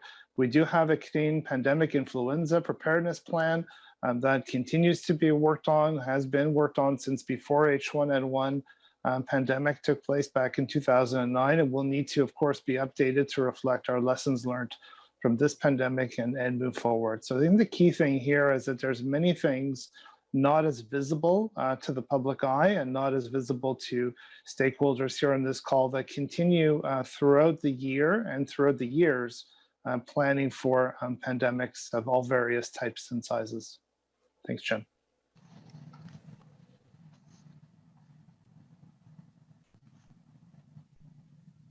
I need to unmute. Would anybody else like to comment on that? Jim, if I may add a little bit, I have been reflecting on this, and I don't know if folks in the audience know that CFIA used to be part of agricultural portfolio, and over time, and I think this happened a little bit after the SARS-CoV-1 back in early 2000, that there was a bit of a change in machinery of government and portfolio, but a part of agricultural portfolio. And I've been thinking, I think it's a pretty good relationship. We are sort of in the center, working with Public Health Agency, but also Health Canada and Agriculture and Agri-Food Canada, because the mandate that we are sort of following, trying to meet is not only public food safety and animal health, but also working through, ensuring food safety and animal health from a zoonotic perspective, that we are also influencing public health through that. So having that close relationship in both portfolio makes a lot of sense. And I think this was the right decision that someone, maybe a senior deputy minister, took with the clerk and made that change happen. So this has actually allowed us to work very closely on colleagues on both sides of the ledger. Okay, thank you. More questions here. We've heard a couple of times around new levels of regulatory agility. Is this a new way of doing business, or will we go back to old ways when the pandemic is over? Maybe I'll direct that to Frederic at the moment. And Thank you, Jim. Yes, and it's interesting that you're directing it to one of the few non-regulators on that call. But I'm happy to say a few words. And by the way, I need to correct my good friend Jaspinder, who said that CFI used to be part of AFC portfolio, and I believe my view is that CFI is still part of AFC portfolio as far as animal health is, but CFI is lucky to be also part of the health portfolio for other parts of its mandate, but that's just an aside. On the regulatory aspect, I can tell you that, and I think it's important for many stakeholders across the agriculture and agri-food, there's a huge effort right now across the government, but I think it's especially reflected in the agriculture and agri-food sphere to have to think regulations in a different way. I think CFI they are too modest to and humble to say it themselves, but I think that several of you will probably agree that CFI has been quick in adjusting on labeling requirements. I think it was important for dairy processors, for egg farmers as well. But I think it's there. My view, Jim, is that it is there to stay because there's a momentum. I discuss all the time with Health Canada on a range of issues that are of key interest, sometimes perhaps of concern to some of the agri-food stakeholders. And I can tell you that everybody is trying to regulate in the right way to achieve what is necessary to achieve legitimate policy objective, but understanding importance of the compliance with regulated entities. And to paraphrase what Paul Glover, former president of CFI, was often saying, he said, I have the most interest that the regulated entities are prosperous and healthy in terms of a financial, because financially healthy regulated entities deliver the best performance in terms of food safety. Okay, great, thank you. Jim, Just Jim, to add. Oh, we got, Harpreet was first. I'll go with him, Jaspinder, and then we'll get. Thanks, Jim, and I think Dr. Komal is going to probably speak from the same, angle as I would. So absolutely would be the answer that it's a common thing in terms of the regulatory kind of modernization that we want to be in that space where we have demonstrated that with agility and with flexibility, which is available to the regulators. And I mentioned in my opening remarks about interim orders or those ministerial kind of tools which we use. And when we look back, we've created an opportunity both for the regulated industry as well as we've created an opportunity to get ahead of the curve. So going back to the times when you have to go through the different levels or different hoops of the regulation was not what something anyone, even the regulators, are looking forward to. The point is that how can we make this as a regular part of our moving forward? And that is the discussion which we are having, at least in Health Canada, with the center and with the basically the Treasury boards and PCOs to make sure that, if this has helped us in this regard, maybe this should be the norm and we should move towards that. So just mentioning that for that purpose. Thanks. Great. Okay, just you. Yeah, thanks, Jim. So what I wanted to say to my good friend Frederick, that I did mention that we are actually part of both portfolios. But maybe I didn't complete my thought that on the economic side, we work very closely because whatever we do as a regulator, it does have economic implications. So we make sure that there's no hurdles from a regulatory standpoint, and check in with the Minister of Agriculture and Frederick and others.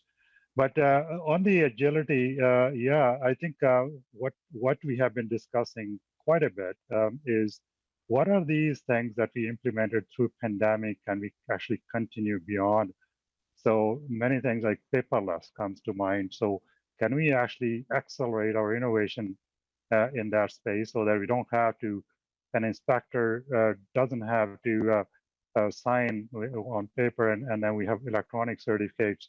We have been pushing this for US first, and I think it's accelerated. In the feed space, we used to get all paper copies, and we introduced the electronic system in there, and we hope that will continue beyond that. So examples go on and on and on, and we also are looking at, can we actually harmonize our regulatory systems across and maybe allow when we have that a confidence that interprovincial trade continues. Right now we are doing it for emergency purposes, but hopefully we'll mature enough that we'll be able to adopt that. So many examples of adopting a lot of innovations through this pandemic. Thank you. Great. Bobby, do you? Just one quick thing. We talk about agility around COVID, but actually, agriculture's become more complicated, and CFIA and other government departments are forced to actually update regulations sometimes very quickly. And what I've observed, that sometimes they get pushed through, and it's not the bureaucracy's fault at times, because there's competing demands on agriculture in terms of regulation. But with the speed, not everybody is able to pay attention at times, and CFIA has provided flexibility in a few areas. But you need that agility, because sometimes regulations can have unintended outcomes.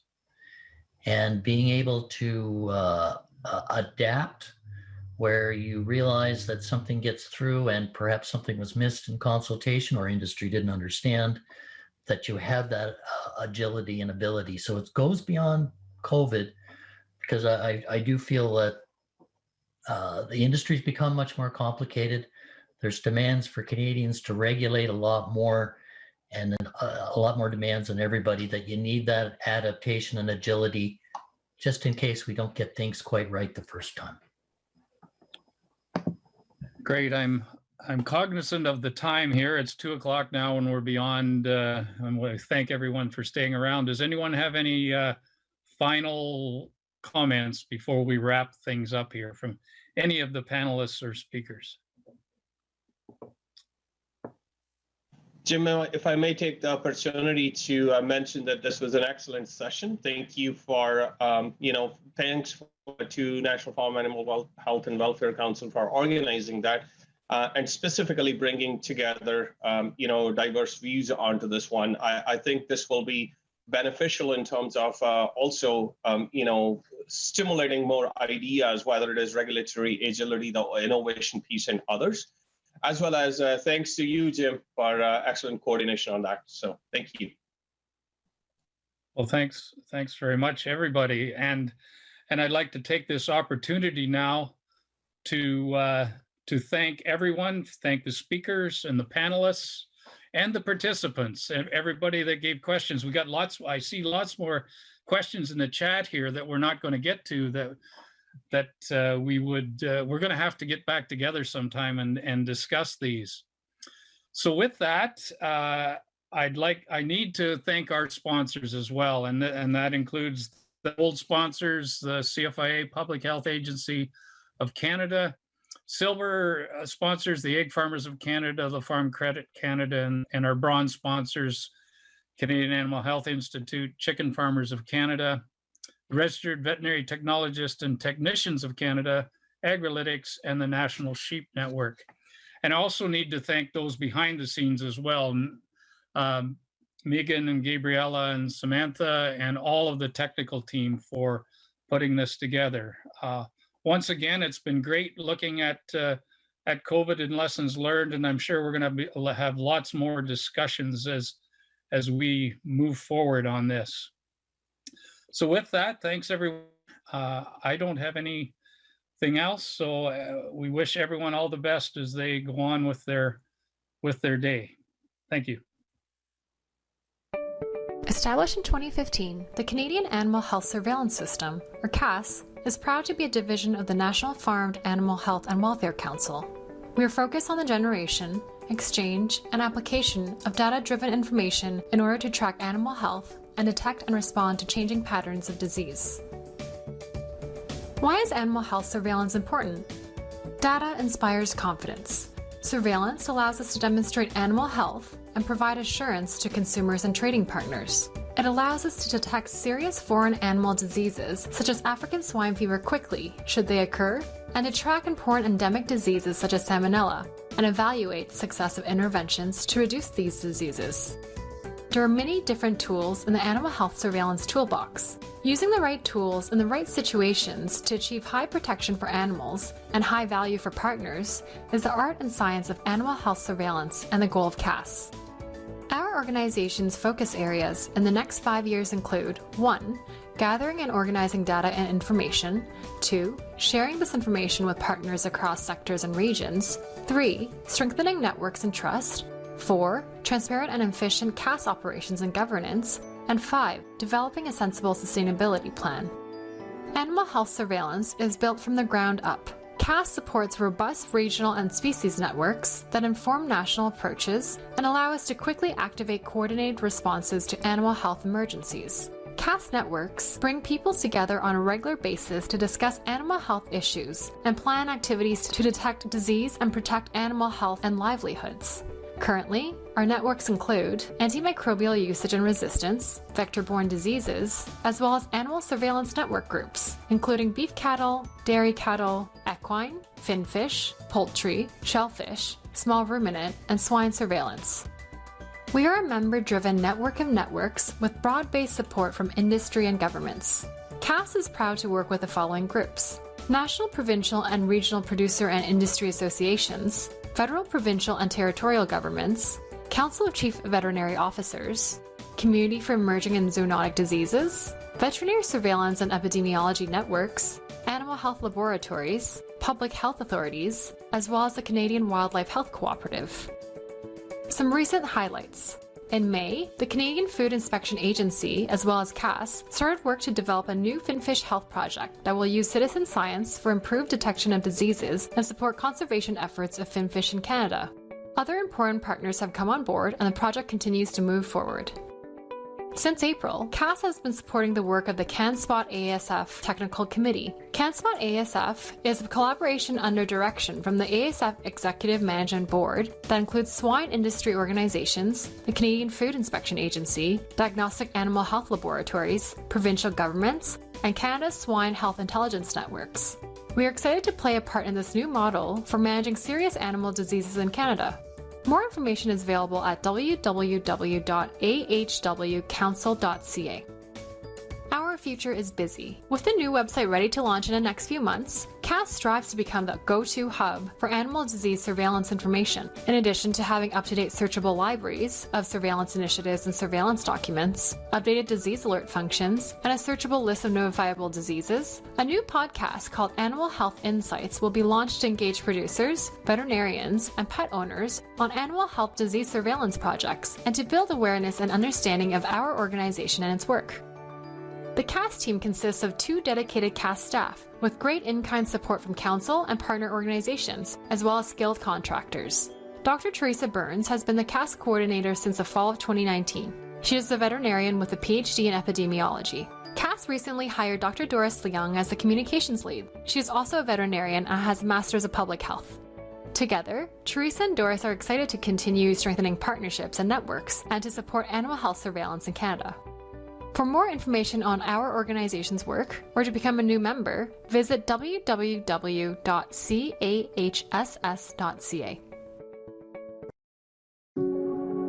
Canada is fortunate to have dedicated producers and livestock associations who carefully advance our industry and reputation while providing for communities both near and far. But what if one day everything we've worked for changed? We've now all experienced a pandemic. We've watched the COVID-19 waves and we've seen firsthand border closure, supply chain disruption, shifting priorities, and threats to our livelihood. Disease has quickly etched its way into our history, but for some, the risk has always been on the radar. The Animal Health Emergency Management Team is working hard, like you, to minimize the impact of serious livestock and poultry diseases. Collaborating with industry, government, and others, we are making a difference through the development of protocols, training opportunities, and new resources, recognizing that during an emergency, time is a precious commodity. we are helping to prepare and safeguard a vital Canadian industry.